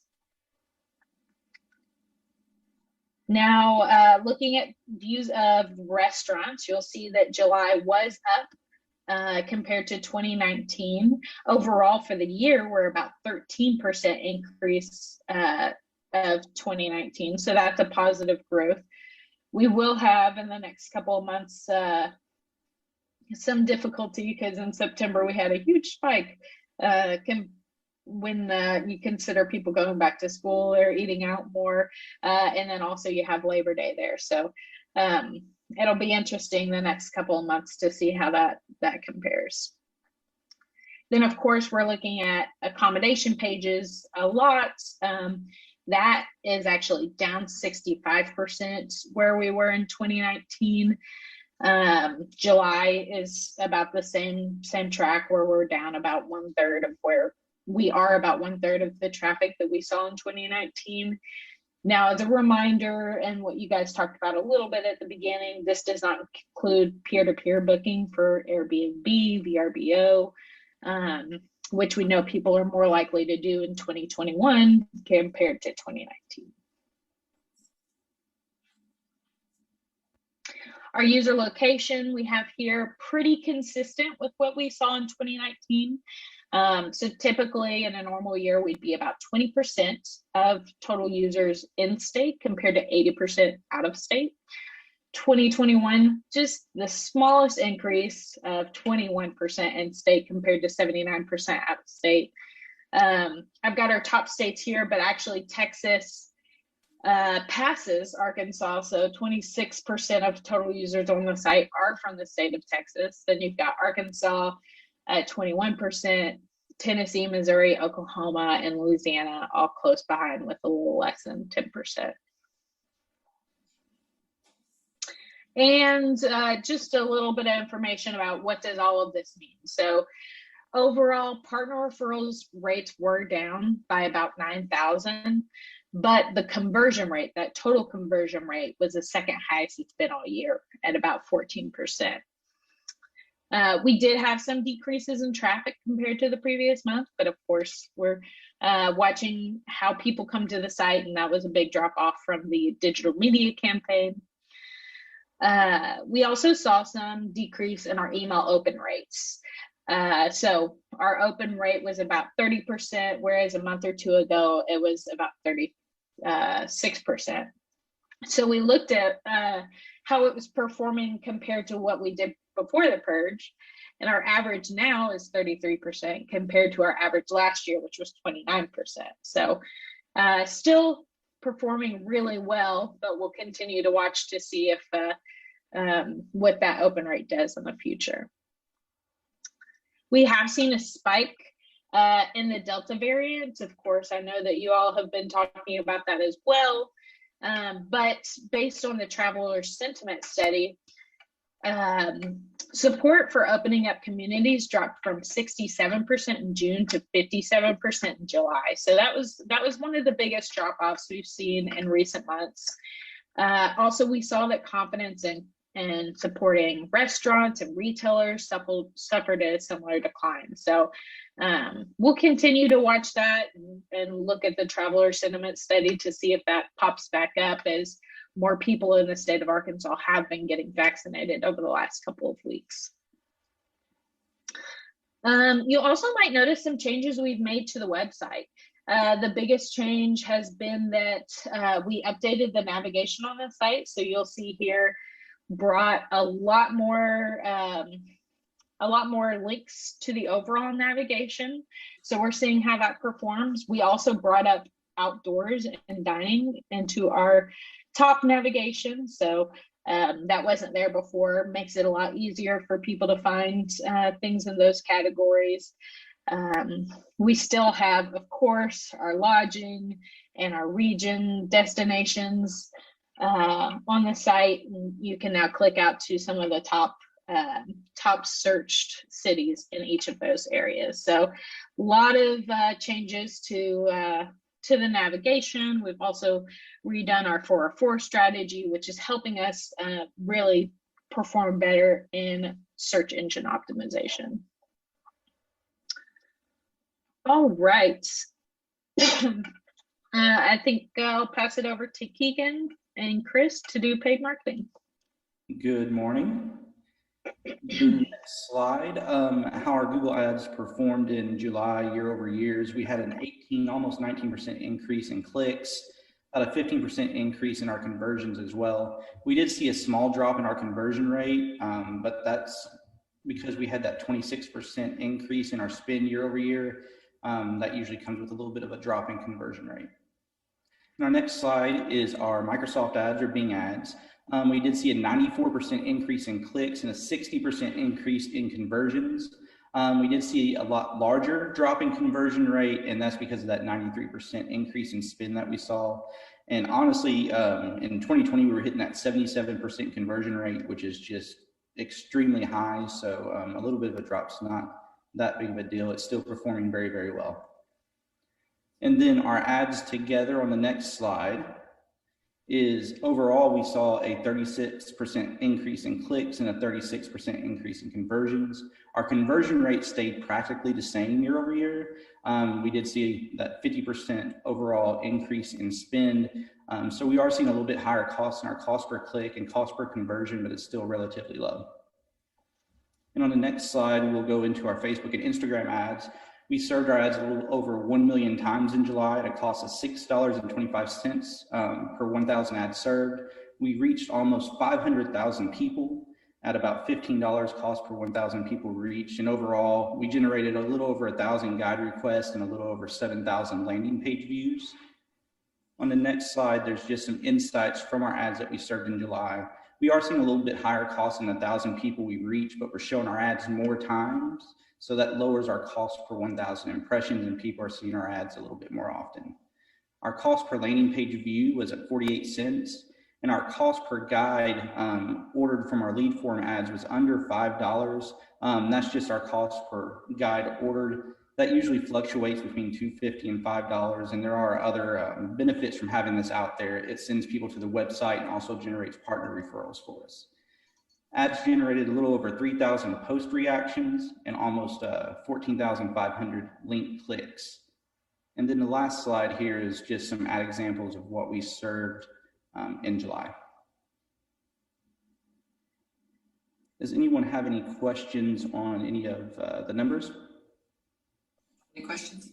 Mr. Schamberger does. Keegan, that information you just presented, was that in the box? Because I don't remember seeing it.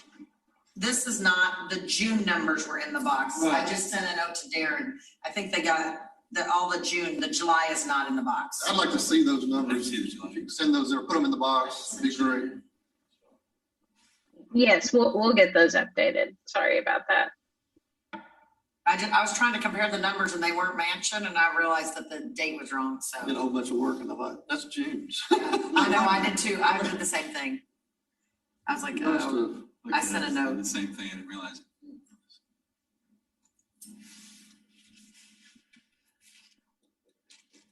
All right. We'll pass it back to you. Ask you one more question, Susie. Oh, yeah. The conversion rate chart I asked you about on the partner referral conversion rate, you happen to know what that rate was for 2019? Because our chart just goes back a year. I can pull that up when I follow up and share that information. Thank you. Mhm.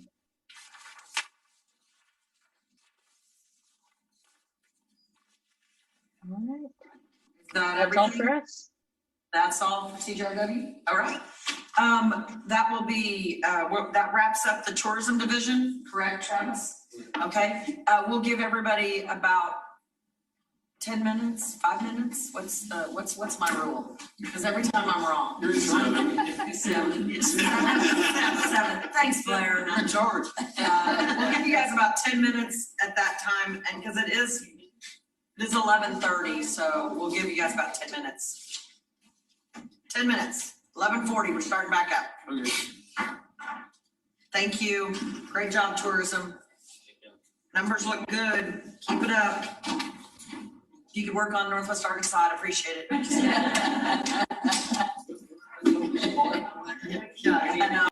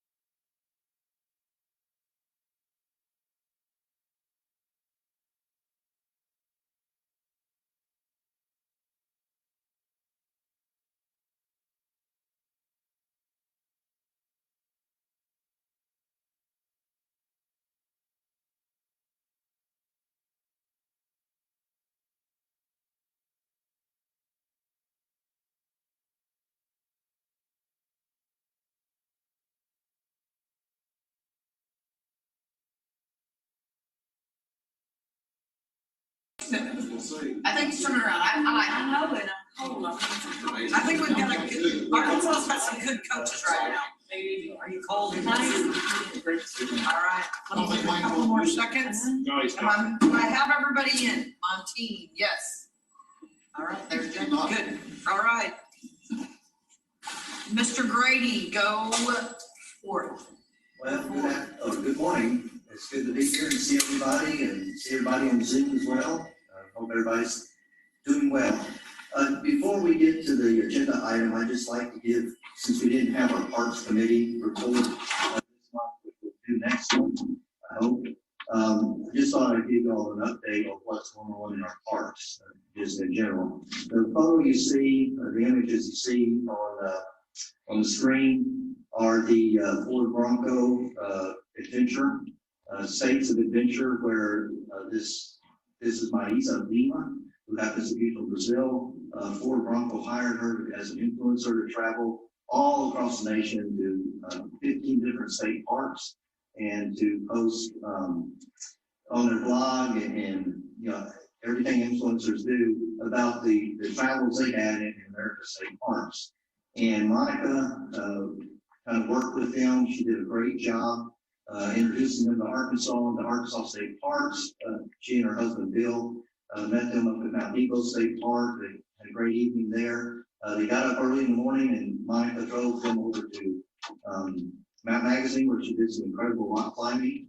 And they really, really enjoyed that. Bill also helped with that. And then they came back to Mount Eagle, where they did mountain biking. And I'm hoping that next month we'll be able to give you a little bit more insight on that whole trip. But very successful visit to Arkansas.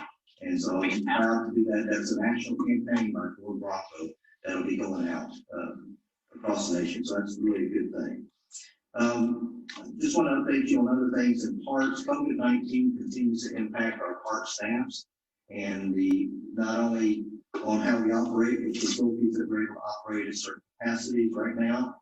As of Monday, 9 parks were significantly impacted by COVID. And so we continue to work through those with our staff and make sure our staff is protected. And we're also seeing that lodging rooms people are starting to cancel, as we move forward. So Joe's seeing a trend where some of our lodges or reservations are being canceled. Cabins and camping, though, not so much.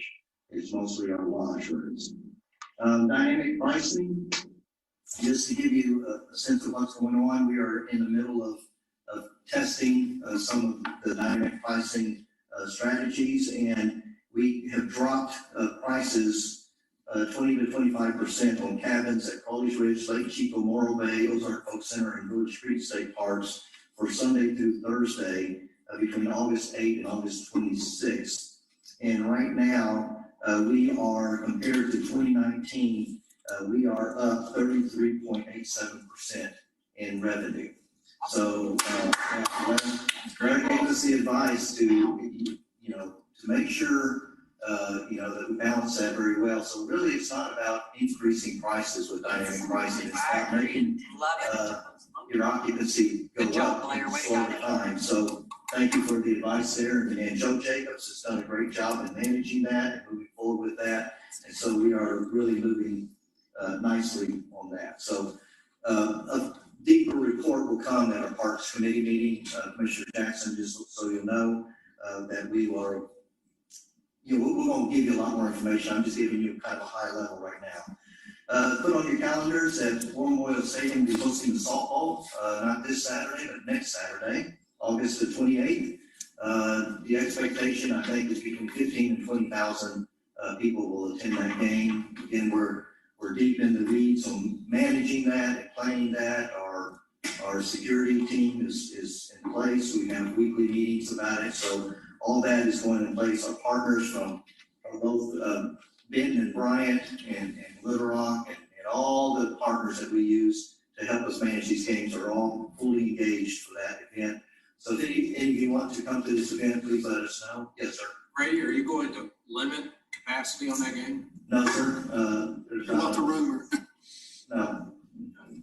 And what I've decided is like the clothesline fair up at Prairie Grove Arkansas. We let the organization that's managing that event, that's putting on the event, they make that determination. We're simply the whole site.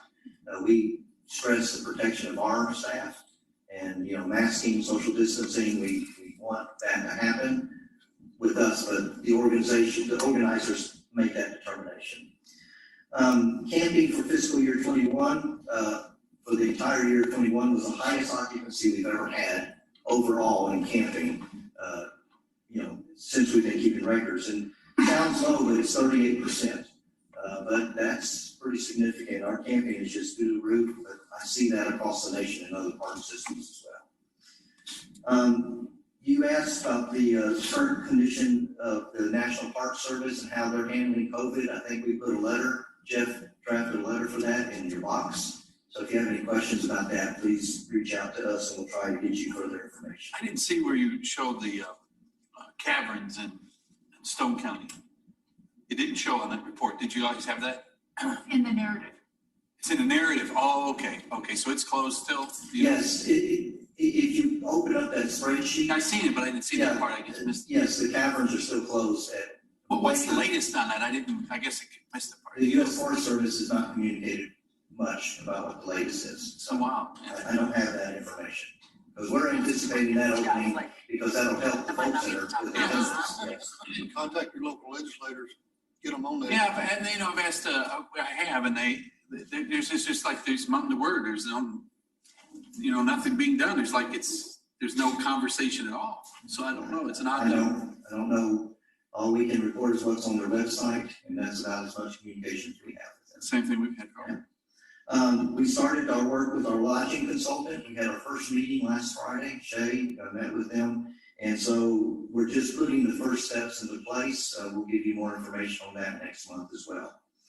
On a sad note, the Crater Diamond State Park bathhouse renovation project or replacement project, unfortunately, the contractor who had the contract for that project has passed away unexpectedly. And so Jeff and Jim Andrews and DDA and our architect, our consultant, all met this last week and they're proceeding with whatever needs to happen next.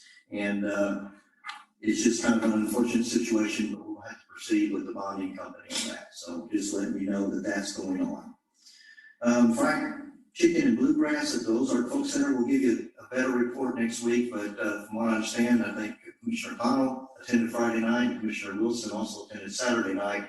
It's very good music for one thing, which is always the truth that Ozark Folk Center plays some of the best music in the state, but very well attended based on limited capacity. Saturday night, we actually sold out at 333 tickets, but also our restaurant was busy, lodges, the cabins were at 85% occupancy, and some crafters reported their highest revenue day of the year during that weekend. So really, the collateral benefit to that whole thing was pretty significant.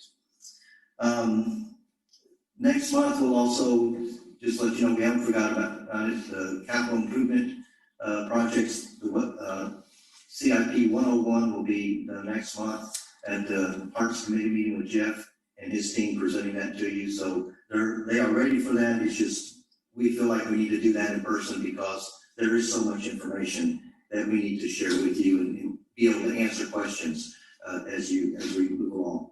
And then a big thing, Stone Bank donated $10,000 to the Ozark Highlands Radio and to sponsor a lot of our special events. So I appreciate the donation from Stone Bank. And they've also put up a billboard advertising the Ozark Folk Center, and as well as they are a major sponsor for KFFB radio, putting on Ozark Highlands Radio. Is that right? That's right. We want to get it where it's local, so that's we work in partnership with them on that too. So it's really a great partnership that we have with Stone Bank. $10,000 is great, but they've done even more than that with their other assets. So a lot going on in our parks right now, as you can imagine, but we continue to stand strong and move forward as the demands are. Any questions on anything else. The thing, you talked about the lodging where you've got is that also for the parks camping? Do you have that set where you can slide the scale when like the slower parks can get a cheaper rate? Is that something that we are doing or even thought about? Yeah, so dynamic pricing, we look at traditional, are you talking Yeah, about? no, just the camping side. You can do that for We camping. haven't gotten into camping yet, but yes, we can do dynamic pricing with anything we have. Because, that's something that would be, there's campers. It seemed like I talked to, I don't know, I run across campers, I shared last month and they shop that. I mean, it's like they got their own little clan that goes to, so I'm not making fun of them. I'm just saying it's something. On social media, it's amazing. Yeah. They have a lot of presence. So you can do the same thing. Yeah, Bob, I can tell you that, that was a big part of our discussion as we started the dynamic pricing. The technology we have is a little tough. And so we're easing our way into it, and Joe's done a lot of work on it. And, but like for hotels, the software is made for it and you can just change it all the time and it's pretty simple. But the software we have, because every camping space is considered a unique room. Yeah. If the guy loves being under the tree or he loves being closer to the trailhead, or he wants a through, or he has to have 35 foot, there's all these variables. a hotel has 7 or 8 different options within a hotel, whether it's king or double or handicap or whatever. And our camping sites, everyone considers every spot a different thing. And so we have some complications. Every spot, every campsite is reservable. And so because of that, every campsite is different. So if you think about how many campsites we have, I think 1,700 campsites. We have that many pieces of property. That's amazing. But yeah, I guess that's going to help us with slower sites. You will. It wouldn't be that bad. Right, but the camper, the guy going camping, if he knows that spot's next to the trailhead under the oak, he wants that exact one. He doesn't want a choice of 10 and not get the one he loves. And so every single campsite's listed like a separate room. It's like going to Hilton.com and saying, I want to stay at the Hilton Garden Inn in Little Rock, and it says room 101, room 102, which is what State Parks website does, literally. So there's a technology opportunity, if you will. But I'll tell you, I've been very impressed with how Joe has managed this to move it forward, just with our lodges and cabins right now.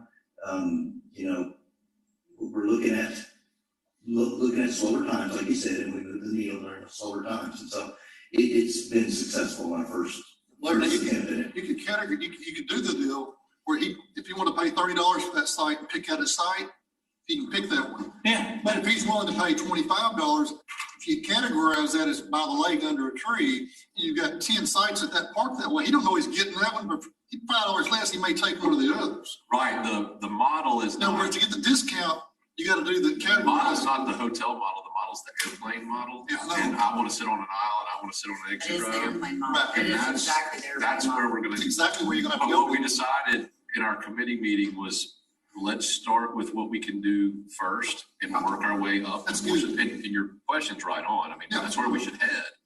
But we're biting off what we can chew right now. Yeah. Is it statewide or all the parks linked? Is it all the same software Yes, for the yes, all camping? of our parks are linked. Okay, so it's a camping for whatever, So that's You cool. go and pick the camp, Maybe your steps. park, and then you pick the campsite. And The other thing we wanted to do first, Jim, is we wanted to prove that dynamic pricing didn't just mean raising rates, it meant lowering rates as well. Absolutely. And That's that was perfect. important politically, it was also important to the citizens, it was important to the staff.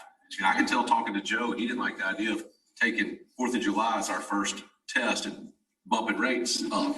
Yeah. He wanted our first test to be, give somebody a cut. And Grady's numbers said we cut rates 20 to 25%, but we increased our revenue 33. Phenomenal. That's one of the best things we've done, really. I was typing a congratulations to Joe as we were sitting here. Well, and I think that's a story to be told to the legislators when we vote. Absolutely. Because so that when Because the we ones meet- I talked to on the phone when we were trying to get this done, they didn't believe me. Yeah, they didn't get it. They didn't believe it. Yeah, so this is a great way to show it. They thought it was a ploy. And it could be that, Blair, that's a great time for you to pick up the phone and talk to those guys and say, hey, I just got out of our commissioner meeting and listen, we dropped the rates, but our, increase in our revenue was this over. Just to let them know that, hey, Right, You that'd be know. great. if we can keep them educated on what we're doing on a regular basis, so when we do come to them on a success story, they're gonna believe us on the next story that we ask for. Helps your credibility. Revenue management. Yeah. I got a whole department that does it. What I might do is send a letter and all of us To what?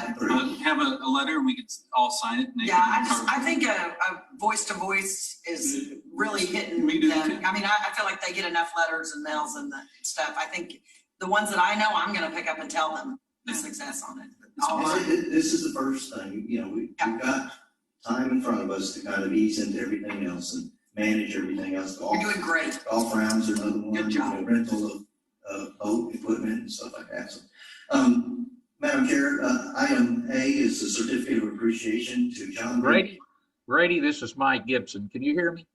Yes, sir. I have a question, and we briefly discussed this at Pettygene, and something that might be a little popular with the legislature as well.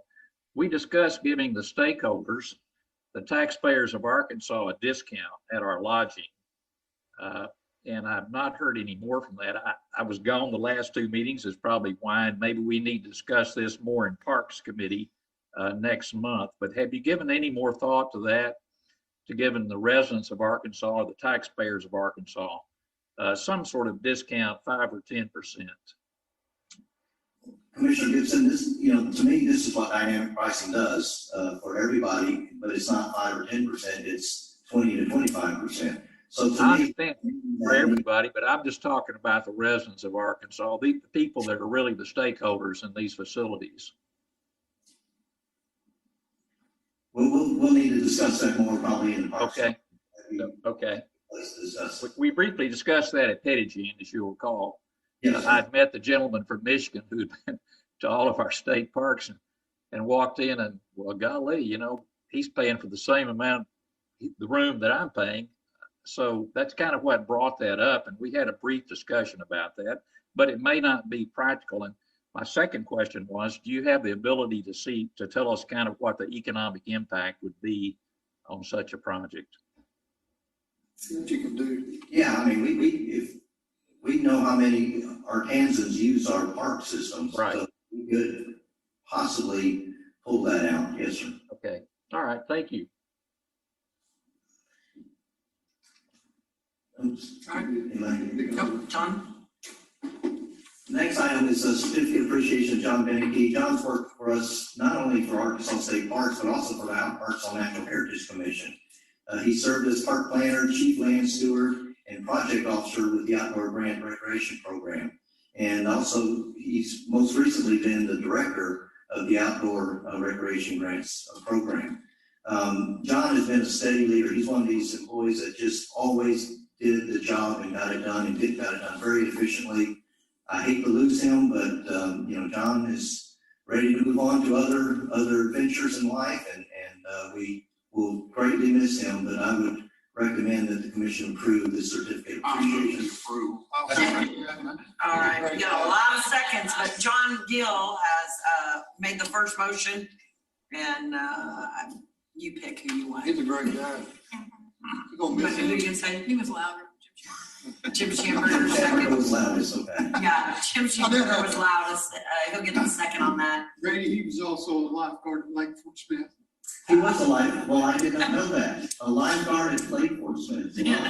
I'll have to ask him about that because he's kept that kind of quiet. Yeah. I was on his back quite a bit.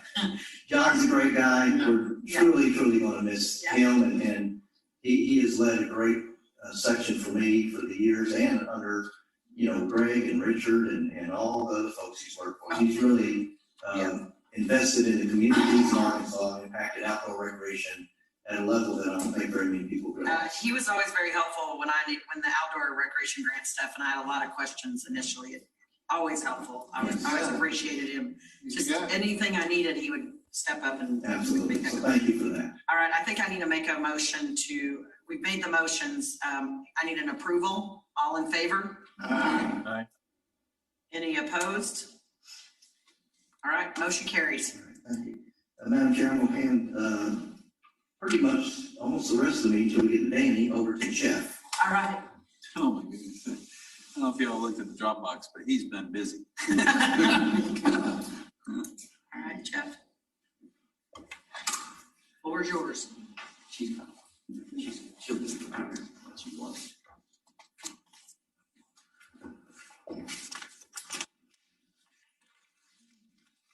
Thanks, Grady, and I guess good afternoon, Commissioners. First item on the agenda is item 12A, and this is a request for final approval for some property acquisition for Delta Heritage Trail. And this was originally brought to the Commission back on for approval on April 22nd, and we went through our process through the Governor's Office, through DFNA and Arkansas Legislative Council, got approvals or quote unquote favorable advice from those entities. And then according to the code, we have to wait 60 days before bringing it back to the Commission for final approval. So we're presenting this item back to the Commission for final approval to move forward with acquisition through donation of this property at Arkansas City. It's a no-brainer. Yeah. So move to approve.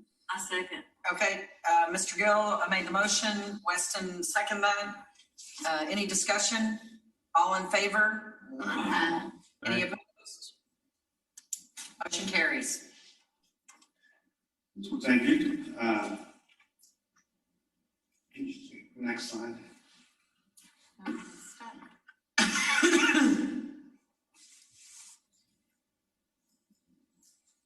We're clicking ahead here. Here we go. Next item is item 12B, and this is a kind of opportunity here for state parks to have a partnership with a national not-for-profit entity. And what this is back in April of 2021, we were connected with Adopt a Charger and Kitty Adams out of California. This actually came through Jennifer at CJRW, got in contact with us on this and through a contact at Little Rock CDB. And so what's proposed is that Adopt a Charger will come in and we've got a memorandum of understanding for the Commission's review here, but basically they're going to come in and they're going to install the charging stations at DeGray Lake Resort State Park. We're proposing 4 to 8 dual port charging stations to be put in there for electric vehicles. And so Adopt a Charger will basically come in and do all the construction. They'll bring the electric where it needs to go to be able to hook up these charging stations. And then they will operate and maintain the charging stations for a 5-year period. Our piece of that is that we agree that they get to come in and do this and that we won't charge for the installation or for any charging by guests. And so it's a free, they want it to be a free opportunity for electric vehicle charging for a 5-year period. Then after that, we would basically take over the charging ports and own them ourselves. And then we would be able to charge in the future if we so choose.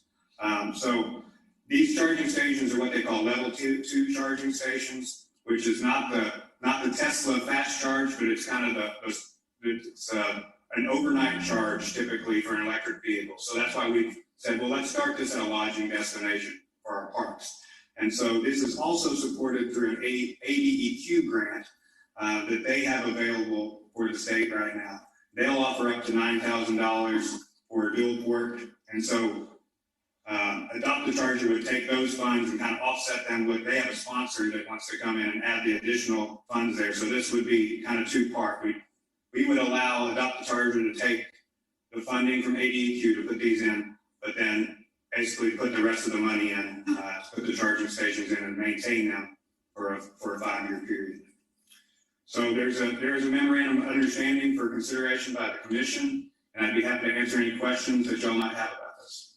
What about the liability? I didn't understood that if there was any liability. Where does that go? It seemed like there's 3 partners in it. Well, part of the memorandum on page 2, they're basically Adopt a Charger is indemnifying the state from any type of liabilities from the installation. So it kind of takes us off of that burden off of us and puts it back onto Adopt a Charger. For the installation, but like if you're charging and it burns their battery or they claim it, I mean, that's what I didn't understand that part. So. And I may need to seek some additional clarification on that. I mean, this is way out of, it's just in my head. And after the 5 years. Well, on page 2 of the memorandum, it does say AAC, which is Adopt a Charger, shall hold state parks harmless and for any liability incurred as a result of the work, and shall indemnify the department for any costs incurred in defending against any action. So that's all, not just installation, it would be all. I mean, that's how I read that to be also for the installation and operation thereof. What about after the 5 years? I'll have to seek some clarification on that. But, if you just went and bought these outright, what would they cost you? We've done some research, and so it's, depending on which company you choose, just the equipment itself is about 10,000 to 13,000 a unit for the dual port. For dual port? Yeah. How is enforcement done? Somebody parks there that, they don't have an electric vehicle. Would they just be towed or ticketed, and who would be responsible for the enforcement of that? Grady's gonna take that question. So our park rangers would just handle that through hospitality, they're staying in our lodge. We call their room, ask them to move their vehicle. Otherwise, we would make the accommodation for the electric vehicle, whatever we have to do there. Is this something we could expand to other parks? It is. And the reason we've chosen, or we picked the gray here as our first, is it's a lodge destination, so that was kind of on our top tier approach. And secondly, is one of our lodges that's in Entergy's service area. And so Entergy also has some interest in being a partner in this, and so that's why it was chosen here. But we plan to basically expand to our other lodge parks and then move to the cabin parks and then to day use, kind of have a 3-tiered system for installations. How much would this save us doing it this way? Well, it's not 100% known because we've got to get out there and really see where we have we got to have a 240 volts and 60 amp dedicated circuit. So that's one of the things that we know we have, but being able to pull that to where we're going to put these stations is going to be a cost. And so I would anticipate that to be, around 50% or more of the actual product cost. And so I think it's going to be in the $7,000 to $8,000 that we're out or not having to pay for the installation. And then the rest is covered by the grant that we would be eligible for, or that we can then commit to AAC here. I think it's a great program. I think this is where it's going, and I think that it'd be something we could promote. I'm all for it. So I think it's, as long as the legalities, I guess you get everything just to the liabilities. Andrew's good with it. And I wanted to kind of broach this here, and then we can get into any of the finer details with Mr. Andrews and have him review this and make sure that we're covering all of our liabilities or potential issues here. But wanted to bring it to the commission for consideration on the front end. Madam Chairman, Yes, sir. I think we are at the dawn of a new era. I never dreamed when I came on this commission that I would be voting for an electric charter for an automobile. But just to be part of the party, I move the adoption. Mr. Gill, you are awesome. Yes. Do I need a second? I'll second, yeah. Okay, Bob will second that. Any discussion? Any additional discussion? It's really great. All righty. All in favor? Aye. Any opposed? This is a big deal. Big deal. Good job. Thanks, Jeff. No horses turning the wheel to. Where's that treadmill? Thank you for that. If we could go to the next slide. The next item for consideration is item 12C. And this is a request for approval of a memorial bench to be donated at Village Creek State Park. And this request comes from Ms. Georgianne Draper, who is the widow of one of the park's regular golfing visitors. And so they've agreed to incur the cost for this bench, and it would read, in memory of Danny Draper, 1940 to 1920. And the bench would be the same style that we have around the clubhouse already at Village Creek, and would be etched into the back of the bench. And so I'd be happy to answer any questions or would request approval by the commission for this donation. So moved that we approve it. All right. Second. Mr. Jackson made the motion. Ron Gossage seconded that. Any additional discussion? All in favor? Aye. Any opposed? All right, motion carries. I need to correct what I said. I said 1940 to 1920. And I meant to say 1940 to 2020. I knew it. I was like, I just was like 2020. I saw the picture. Saw the picture. Okay, the next item is item 12D, and this is a request for a use permit agreement at Petit Jean State Park. This request comes from Danielle Morgan, who is requesting access permit for basically a drive that goes across park property. This has been granted previously to the previous owner of the property back in 1983. So this isn't a new access, but will basically provide access for a new owner of the property. It's a 25-foot wide use permit for 489 feet. And it's on the east side of the park, kind of near the museum automobiles there at Petit Jean. So I'm happy to answer any questions and request the commission's approval for this use permit. I so moved. Weston made the motion. Second. Jeff second that. All in favor? Aye. Any opposed? Sorry, I didn't allow it in discussion. Oh, well, I skipped that discussion. All right, motion carries. Thank you. Next item is item 12E. This is another use permit agreement. This one is at Hobbs State Park Conservation Area. And the request comes from Carrie and Kelly Turnbow. And this is also for a previously existing use permit agreement. This is kind of on the southern part of the park, and their property access is Warrigal Creek. And this use permit agreement is for an 18-foot wide access for just under 3,700 feet or 0.7 of a mile. And this was also previously granted by the commission. There are 4 previous owners that have transferred this use permit. And the most recent one was back in 2017 and it was approved by the commission. So I'd be happy to answer any questions about this, and I would also request approval by the commission. Approval. All right. Second. Second. Who's second that? Mike Wilson. Okay, Mike Wilson, second that. Thank you, Mike. Any discussion? Oh, I got a discussion. Just one quick question. Is this the property that the astronaut and the sculptor own? I do not know the answer to that. I think I know where it is. Okay. All right, thank you, Mr. Gill. All right, all in favor? Any opposed? All right, motion carries. Thank you. The next item, item 12F, is a request for property removal approval for a day use restroom at Lake Frierson. And this structure is slated to be removed because we're going to put in a new facility. We are out for second bids on this project, but we hope to get better bids here. We did have a bid opening back on the 8th for a new restroom facility. Our estimate for the project was $196,000. We only had one qualified bidder, and that bid amount came at $635,000. So we're hoping to have a little more competitive process here on our next bid. Have 3 bedrooms, 3 baths, and granny.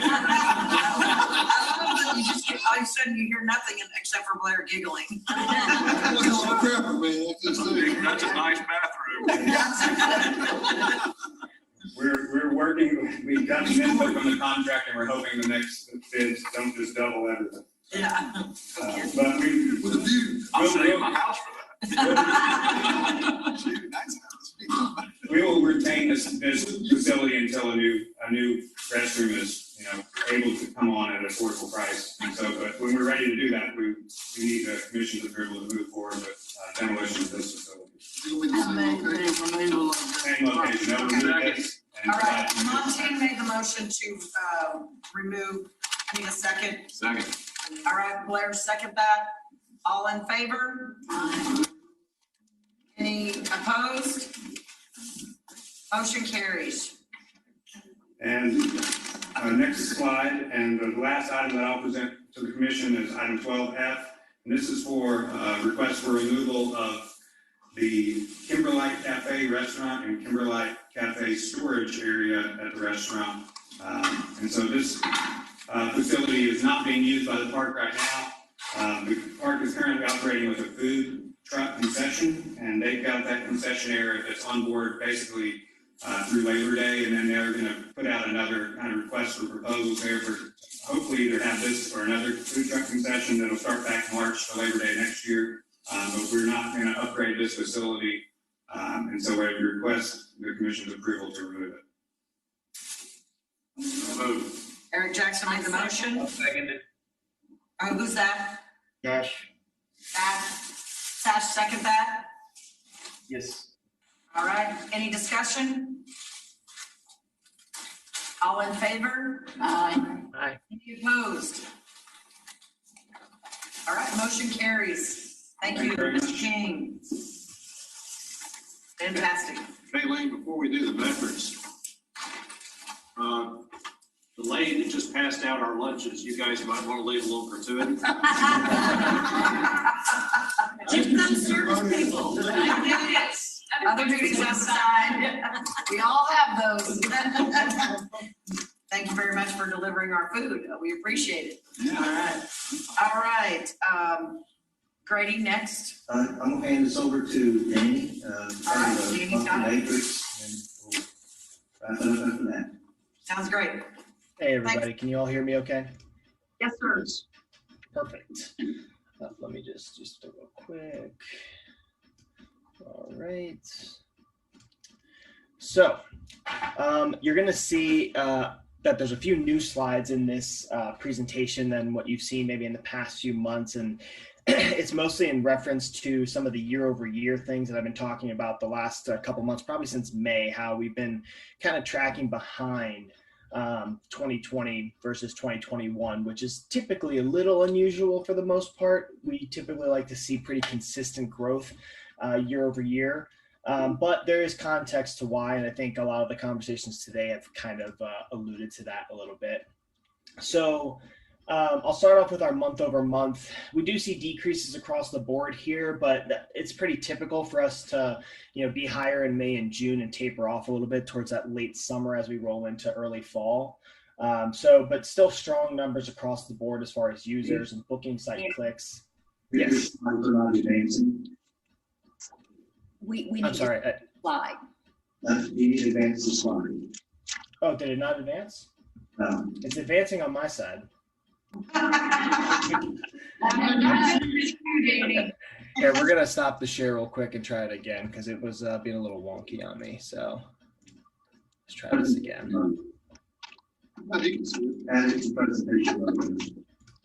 What about now? Can you see the slide? Or the year over year, or the month over month? It's not moving. Interesting. Okay, so why don't we do it this way? You guys can see it all this way. You can see the slide that I'm on. Yeah, the next slide. Yes. Okay, we'll just leave it like this. I won't put it into presentation mode because it seems to be not working when it goes into presentation mode. So looking at the month over month, you can see that we had decreases kind of across the board again, like I was saying, but the numbers are pretty strong. And this is kind of consistent with what we've seen the traffic do in the past as we go through the early summer to late summer. It does tend to be a little bit lower than June typically. Now, the kind of basis of this presentation is really going to focus on this year over year. And that's why I've added some kind of contextual slides after this, because I've been telling everyone that, and I don't think it's surprised anyone, it's hard to measure up against 2020 really when it comes to anything because it was such an odd year, but it's especially odd for the state parks site because we just saw a huge boom in traffic in the summer of 2020. So you'll notice a couple changes here. On the right-hand column, I have changed the percent change to measure up against 2019, somewhat more of a normalcy type year.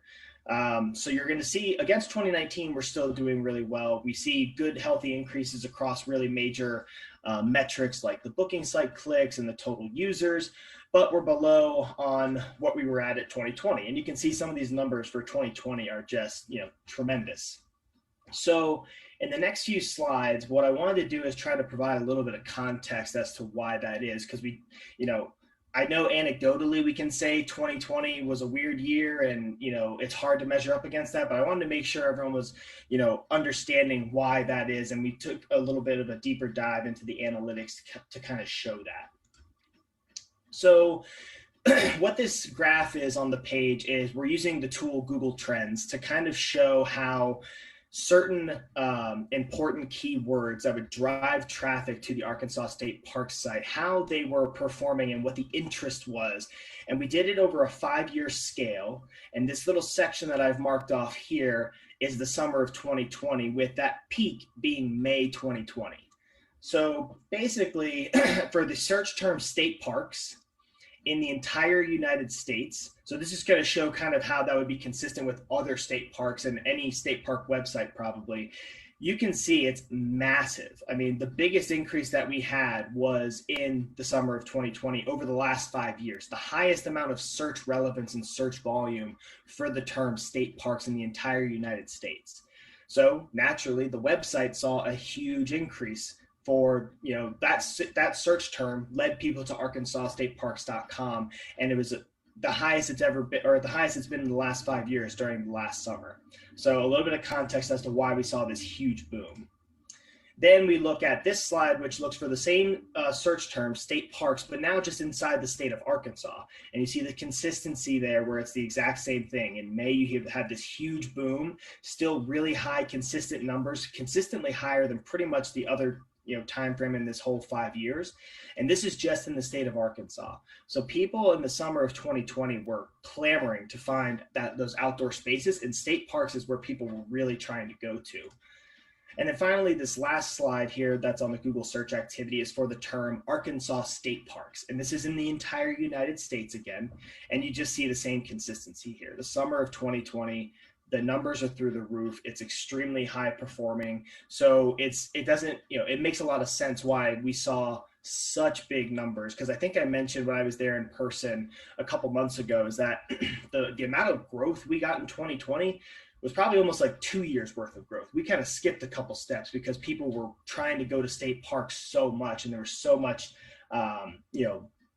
really, what was I thinking? There's just a lot of interest in it. Everyone wanted to go to a state park. They wanted to be outdoors, and you guys have the product. So naturally, people were gravitating to your site. Now, something interesting to keep an eye on, and what I'm happy to see, is that while, yes, in 2021, from an overall web metric standpoint, we're not performing as well as we were last year, this slide, what it's going to tell you is how we're doing in Google's ranked search. So in May 2020, now remember, May 2020 was a huge month, one of the biggest months we've had in the last 5 years, if not the biggest. We were ranking on the first page of search on Google for about 1,860 keywords, meaning if you typed in any of those, 1,800 keywords, a page on arkansasstateparks.com was going to show up on the very first page of results, right? So when we think from an SEO and a website standpoint, we always want arkansasstateparks.com to be showing up on the first page of search results when it comes to, keywords that we want our website to be the authority on. Now, the good thing is, while the metrics for the website have slightly been lower than 2020's performance, in May 2021, we actually saw a 26% increase on getting onto the first page. So now instead of 1,800, we have 2,300 keywords that we rank for on the very first page of search results on Google search, which is meaning that arkansasstateparks.com is becoming more and more of an authority for those specific keywords when it comes to the biggest search engine.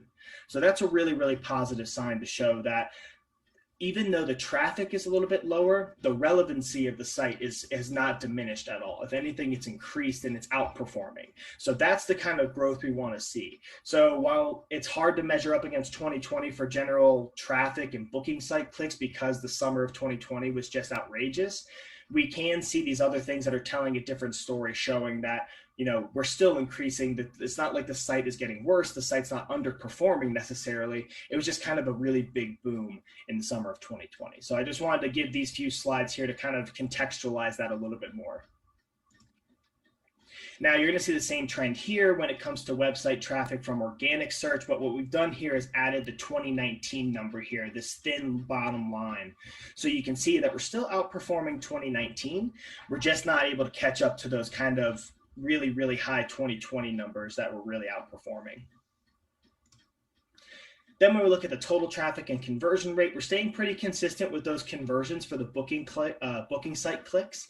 It stayed pretty consistent in this 10% to 9% range, basically since March. So strong conversion numbers there, strong. And again, it's not what we were doing in 2020, but 2020 is a little bit of that anomaly there. So, but strong, consistent booking conversion numbers here. And I think you saw on the first year-over-year slide, a month-over-month slide, we're still getting a ton of those booking site clicks. And to Grady, I think he alluded that you guys are doing really, really well as far as people coming to especially camping and cabins. So that's the best thing about this website report is the performance of the parks that's speaking for itself.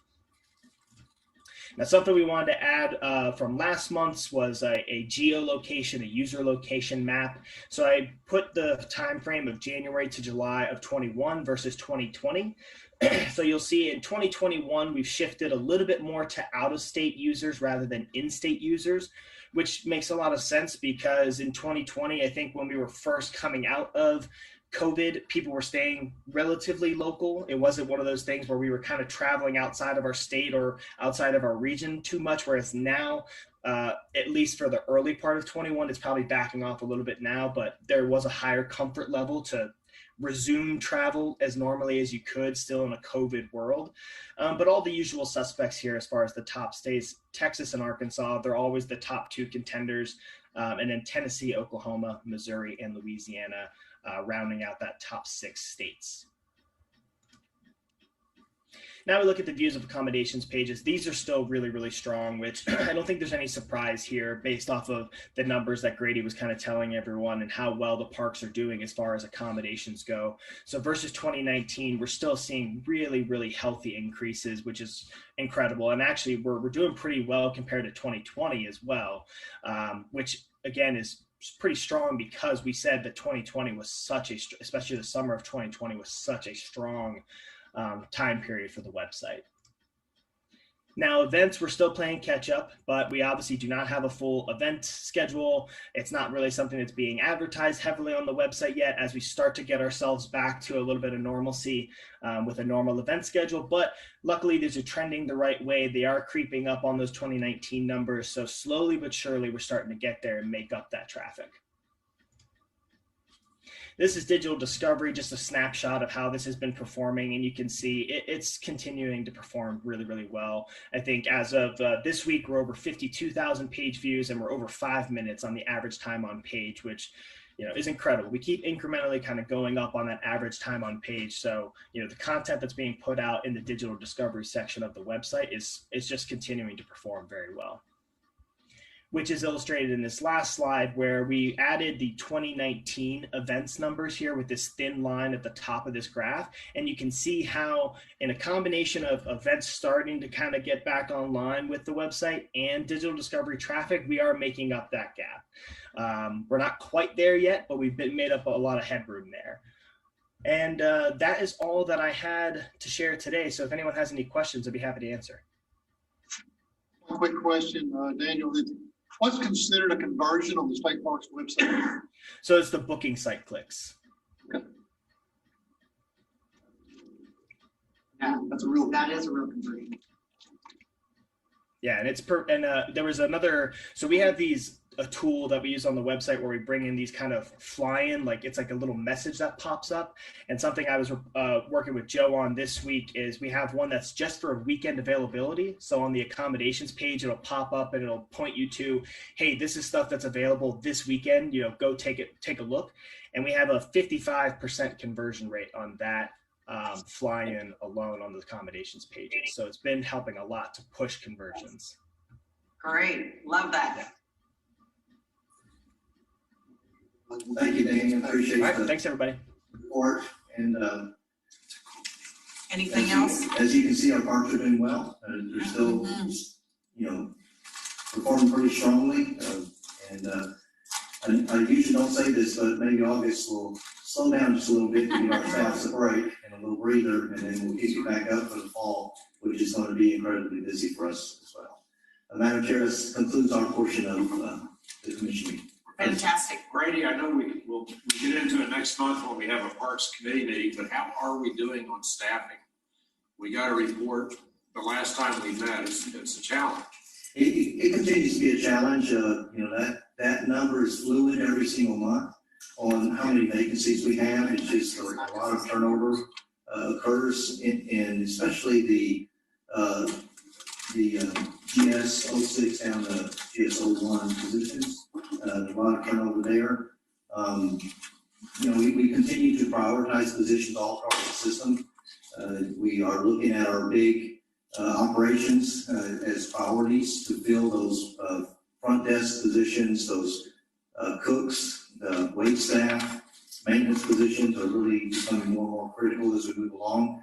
And but every week we have to reprioritize what we need to fill based on the demand of that part that is filling it. And so we continue to have, Shay, what is it, about 30 positions in some 30 to 50 positions in some phase of hiring, advertising, interviewing. They're all in that phase. In some positions, we continue to have to re-advertise 2, 3, 4, some up to 8 times in order to get qualified applicants for. So still a little bit of a struggle, but I think that's industry wide. I continue to see signs all over the place. If you want a job, come here and apply, or we'll pay a big bonus. I've seen some restaurants even offer $1,000 bonuses for people to come and work for them now.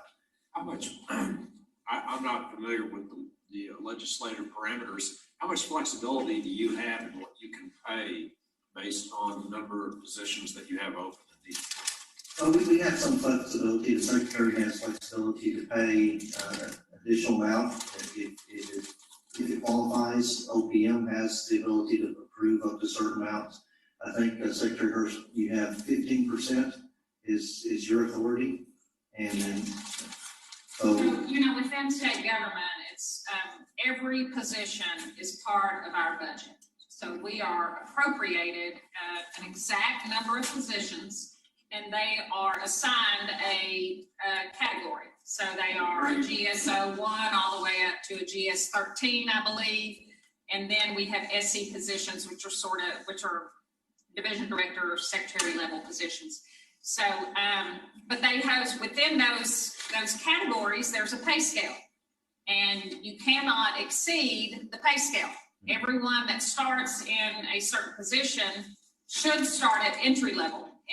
But if you make a case, I can approve it up to 15%. OPM can approve it up to 50%, but beyond that, it has to go to the legislature, which is difficult. So, and then you have a maximum amount that you cannot exceed. We've had a situation where a position asks more than that, but we can't do that. That's just this appears to be will become more and more of a problem. Schamberger and Blair and everybody's struggling with it, but as you look at the inflation rate that we're all starting to see across the board, especially with food products and things like that, minimum wage, as articulated by the state, is basically academic because nobody is working for that. And if you wanted to try to identify the new minimum wage, I think it's somewhere between $13 and $15 an hour. My guess is you're locked in to the old thinking, and this is going to be a problem. And like for our extra help positions, we have a budget that, we have X amount of dollars, and we manage within that dollar amount. So there are some positions that for extra help based on their qualifications and the job that we will pay over minimum wage. We run that through secretary, through our HR department to make sure all that is signed off on. But there have been cases where we've been able to do that, but it's a struggle all across the hospitality industry, and we're getting hit again with the resurgence of COVID and everything. This is going to continue to be a challenge, I think, for a little bit. I do want y'all to know one thing, and I have talked to Kay Barnhill, who is the head of the Office of Personnel Management, just about our challenges at some of our parks with our hospitality and entry-level jobs. And she is very willing to work with us. So we are going to continue a conversation, have her look at all of our positions within the department and kind of do an audit and a survey. So there may be some improvement. I think she does recognize that our performance pay and our scale is a little antiquated. Well, I have the impression that our wages aren't competitive with comparable wages in the markets, for example, a McDonald's. Am I right about that? Well, I think there are examples out there of like Tyson Foods paying people a lot more. So we lose staff to go down and work with Tyson, so they, provide $1,000, $1,500 bonus, sign-up bonus. You can't compete with that. So, I mean, we work within the parameters that we have, and, that's what we have now, full-time. We offer a lot of benefits and everything that go along with that, and those are the additional benefits if you work full-time for us, but extra help sometimes can be a struggle. The benefit side is an advantage for the, as a competitor to the state in hiring, what the state offers in benefits balances out their lack of hourly pay. And I'll say too, the Office of Personnel Management did a massive audit of salaries and even hourly wages in 2017. And that at that time, almost everyone in state government essentially got a bump. That was in 2017. They also know that today we're going to have to take another look at it and probably. That's the good news. Are they beginning to do that? Yes. Yes. That'll take a while. It doesn't just affect state parks. It's statewide. It is. It's all, I think, all departments in the state are struggling with this. This is what the industry says all the time when they're trying to raise a wage, that the wages ought to be set by the supply and demand out there rather than an arbitrary figure. And this is proof positive of that, because it's what's happening now. It's being set by business. The best will get paid the best. That's the way it has to be, But unfortunately, we get caught in that being hung up. We're behind. We got to be careful of that. In some of our parks, Grady, we don't have the challenges that we have at others. I mean, my understanding is that Mount Magazine has always been a challenge. It has been, yes, ma'am. It remains a challenge. I don't quite understand it because Paris is a town of some size, but there are some factories there that pay pretty well or close by. So it is kind of park by park. Right, and our applicant pool depends park by park. Parks remotely located, it's going to be tougher to fulfill those positions, but those parks that are remotely located may get some people that make this a lifetime career for them, a lifestyle. And so we do have parks, like the Secretary pointed out, we aren't having problems with this at all of our parks, but the busy parks are definitely, challenged by this, and the remotely located like Magazine, who's had a problem ever since we opened it some 20 years ago with keeping staff on board there. That's always been a problem. Well, I'm glad to hear you've got flexibility, because I think all of us are almost in uncharted waters with the inflation we're looking at and the impact that's going to have on wage rates. Yes. Give a shout out to Shay. He manages this for me, does a great job at managing the staffing levels and set priorities. We discuss this almost every single day on where do we need to advertise, and the Secretary gets an email from me every week saying this is what we need to advertise this week because we've had 10 or 15 more vacant positions come open. I would say more than once a week. Well, we did talk a little bit about it, but everybody is very responsive to this demand. And you may hear of a park that, hasn't had a position filled for a while. And in that case, it may be that position is not as critical as a position in a higher demand park. And so, as a superintendent years ago, my park was the biggest park and best park and most important park in the whole state system. But today, as director, I got 52 of those. And so we have to balance that demand across 52 locations. Grady, this is Shash. I have a question for you. Yes, are you allowed to use temp labor like in hotels right now? We are using, because we are not able to hire people, we are using these temp agencies. Of course, they are more expensive than hiring people. Are you allowed to use that to fulfill your staffing requirement?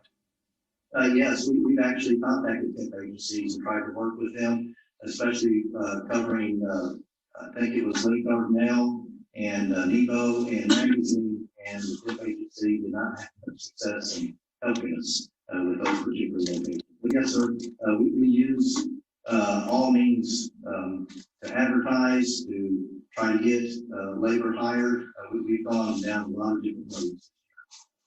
We've had success with temporary services at War Memorial Stadium. Right. Here's a little, Josh, if you didn't hear that, we've had success with War Memorial Stadium, hiring people here in Little Rock because we have a large workforce here in Little Rock too, for major events like the Razorback game, the Salt Bowl, and other major events.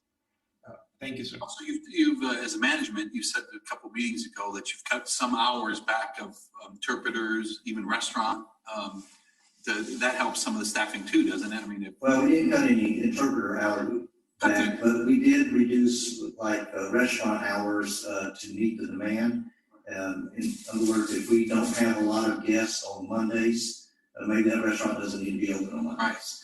And so we've adjusted facilities based on demand, which is, I think, what a normal business would do. that's great, because if you cut something down to 5 days instead of being 7 days, I mean, that helps staffing unbelievable. Right, and we reduced our museum days to Tuesday through Sunday.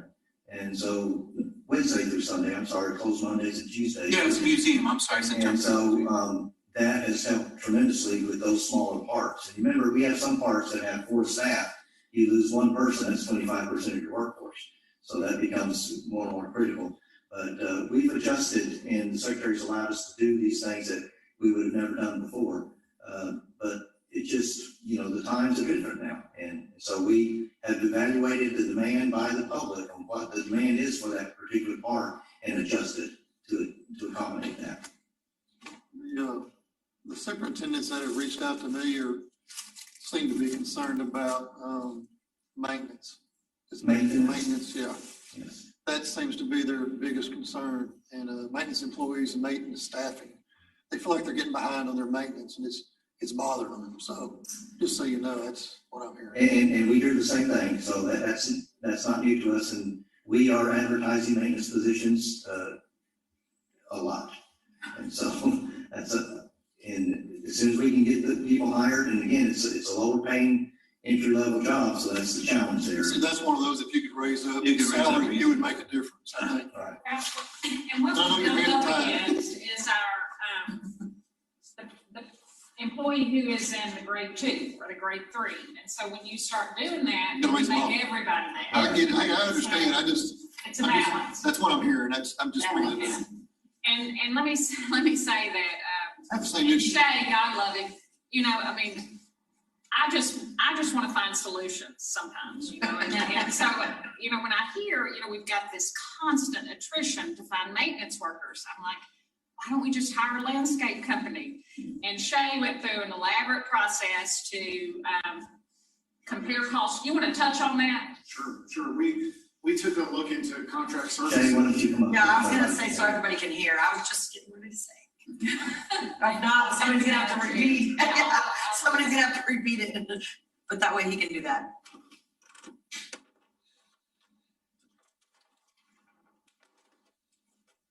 So just a couple thoughts related to what we're seeing as we've been kind of going through this process over the last really 18 months is a trend, especially associated with maintenance positions, especially the lower or entry level maintenance positions, primarily maintenance assistants. And what we're seeing in those positions is a high attrition rate or inability to keep those positions filled for any amount of time. And so what we have done is try to fill the maintenance specialists, maintenance technicians as quickly as possible in those. And so by filling those higher level positions, we've had more success at maintaining those. So the park may be actually seeing fewer staff in their maintenance team, but they're seeing higher, more qualified staff paid at a higher level. And in most cases, that's improved their situation. So that's one solution we've had there.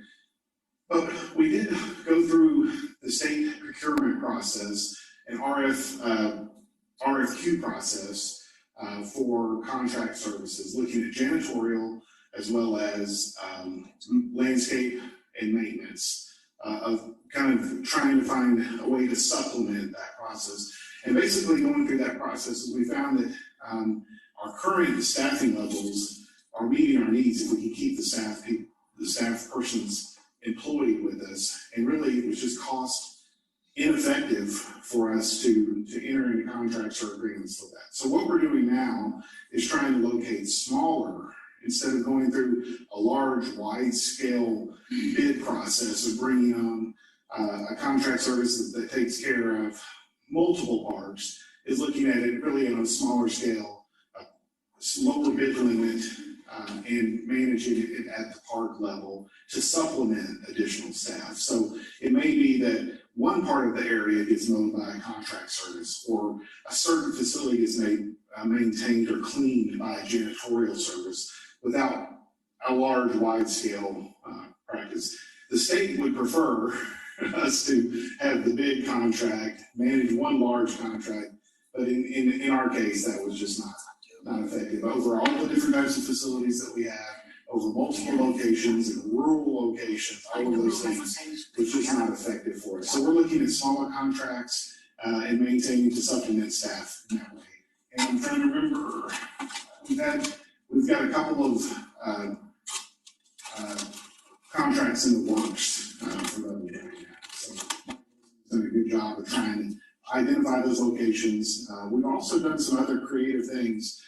For example, Toltec Plantation Agriculture Museum are close within proximity of each other. We have one office manager that covers both of those locations now. And then their maintenance teams are working together to help cover both of those locations. And that guarantees that everybody has a full schedule of maintenance. It also helps with equipment needs as well when you have parks that are close in proximity. So we've come up with some creative solutions to try to help this situation too. So, but it's remarkable what our parks are doing out there. I sent Lee Woodard at Mount Magazine an email yesterday, and he had another person resign, and it just, sent him an email just thanking him for what he is doing, and Carolyn Barbie up there just keeping that operation going on a daily basis is unbelievable, and just finding solutions. We saw an email from the Ozark Folk Center today. They were right in the middle of their event that they had last weekend or 2 weekends ago. They were able to, they had a COVID situation with multiple employees, but they were able to move staff around and figure out how to operate. And that's what they're really good at. So if it wasn't for those park rangers out there doing that, we would be having a much different conversation out there. So. I appreciate you guys, but I think the problem solving that's happening, it's happening, like you said, appreciating them, letting them know that it is controversial and it's difficult sometimes, but making it work is just amazing to watch. And so good job to them. Yeah, communicate that to them. Yeah, let them know we What's going on and what you're doing yeah. and all that stuff. I think that's important. Yeah. And I like the way you're looking around the things. I mean, I like the way the rural areas that you're having to kind of adjust. And I think that's a good thing that we need to continue to do to meet the needs of each of the parks separately if we have to make the services the level that we want it to be kept. So, on to you. I think all of us would agree. We're always impressed by the number of years that people stay I agree with Arkansas State Parks. I wonder if some creative minds can't get together and figure out a way to film quotations from them, tell their stories about their jobs and why they have done that, and make that a part of the thing, because there's some exceptional things. You talk about benefits and just the camaraderie and how special it is to work for state parks. And that could be a really special way to there's one thing to see maintenance man or front staff, but there's another way if you could tell stories. It's a family. Yeah. That would be a good marketing campaign on Making its own thing. listen to our story. Yeah. Yeah. So that would be a good marketing thing. Just share one more thing with you. A couple of weeks ago, a news crew from Jackson, Mississippi came. I spent 2 days with them in East Arkansas. because Mississippi State Parks, legislators tried to sell the state park system off. And so, but it's interesting to hear that Mississippi State Parks is in the same place we were back in 1995 before the 1/8 cent. And so this news crew came over to discover what has the 1/8 cent done for us. And it's very interesting to see the comparison and for them to understand significant impact of what Arkansas did to benefit Arkansas State Parks, Department of Heritage, Keep Arkansas Beautiful, Arkansas Game and Fish Commission. We really did something that changed our lives significantly, changed our ability to serve the public and become an essential service to the public during the pandemic because we have invested in our park system. Mississippi State Parks Mississippians are going to have to figure this out, whether they want to be like Arkansas or not. And of course, we benefit from a lot of Mississippians coming to Arkansas to camp with us and to spend time with us. But their park system is in a critical place right now. And so it'd be interesting to see what that story is about. We'll see where it goes for them. Yes, sir. I wanted to ask you a question before you go. Just a second. Mr. Gill's asking a question, and we'll come to you on the screen. Thank you. Shay, you mentioned COVID, and I've heard that earlier in the meeting. What are we doing to manage COVID in our employees? As far as protection of COVID? Well, as protection, as vaccinations, how are we handling? We've apparently had a couple of instances where parks have suffered because employees caught COVID, and that's why I'm asking the question. So we've got 10 parks right now that are impacted by COVID. Employees are encouraged to go get vaccinated, and we give them more time to go do it if they'll visit with their supervisors to get that done. And then we provide all the PPE that they need in order to keep them protected. We continue to encourage them to social distance, to mask. If they're not vaccinated, they are to mask and maintain social distance. And so all those things are happening, but when you work in the back of a kitchen, that's a lot of times where COVID really gets busy is when you having to work in close quarters and side by side on things. But we have done everything we can to encourage people to get vaccinated to really protect themselves all across the state. Have you considered requiring vaccination of our employees? That would be a question for the governor, I'm sure. I was going to say that's. Beg your pardon? That would be a question for the governor, and that's not something we can decide as a department to do. One thing that did help, the state offered a bonus for anybody who was vaccinated, $200 or $200 and that did, and then that was offered for those that were vaccinated, and then it was extended to, it still is open at this time to get your vaccine to get that bonus. So the state's doing we're doing everything we can to encourage people to be safe. My view is the problem is not in the workplace where the employee only spends 8 hours, because I think most workplaces are doing everything they can to be safe. But what does that person do the other 16 hours? When they go to sports events and movies and everything else, where they don't have to do the things that we're requiring in the workplace. I think in the workplace, we've pushed this as far as we can. And we're just not getting as many people vaccinated in Arkansas as we need to. I don't think the problem's in the workplace. I think there's initiatives to start doing some more vaccination campaigns along with what the state is doing. So there are some things that are in the works right now. I believe Commissioner Gibson had a question. Yes, thank you. Yeah, I do. I have a compliment, Grady. Marcia and I co-hosted 30 people at Queen Wilhelmina, June the 12th.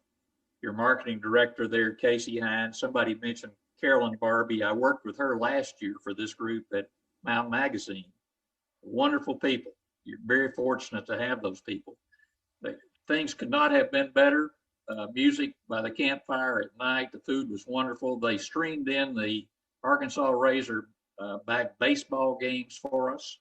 And I want to tell you, we chartered the train. It ran perfect, was right on time, and it will carry 20 adults, John Gill. We had a great time. And I just want to compliment you and your staff for that personal experience that we all had, Grady. Good job. Well, thank you, Commissioner Gibson, and that staff out there in the field, and all of our parks are really what are making the Arkansas State Parks as great as they are. Appreciate that, and if any of them are on the Zoom call, I hope you share that story. All right. Any other comments? No, ma'am. All right. Old business? New business? I have a little something. Oh, old business? No. it's New business. New business. Good. Okay. I want to make sure I didn't skip something. No. It's the Delta suffered a loss in the tourism world last night. Bubba Sullivan died in Helena. He was one of the original founders of the King Biscuit Blues Festival back in 1986. And don't know the circumstances of his death, but he passed away last night. So it's a big thing over in our area of the woods, and just want to make sure you all knew it because he was instrumental in getting that festival off the ground and changing the way people think of music in the Delta. Speaking of music, we also lost Mark Jones, who worked at the Ozark Folk Center as the son of Grandpa Jones. And he was just an iconic person at the Ozark Folk Center. He ran our soundboard and also performed on stage during the Grandpa Jones weekend and the Grandpa Jones family. So big loss there at the Folk Center. I think the memorial service is next weekend at the Ozark Folk Center in Large Auditorium. Thank you. Yes, Jeff. I think given the difficulty in the hiring situation right now, it's important that we take a look at the recent employee survey that was done in the department and we get the raw results of that.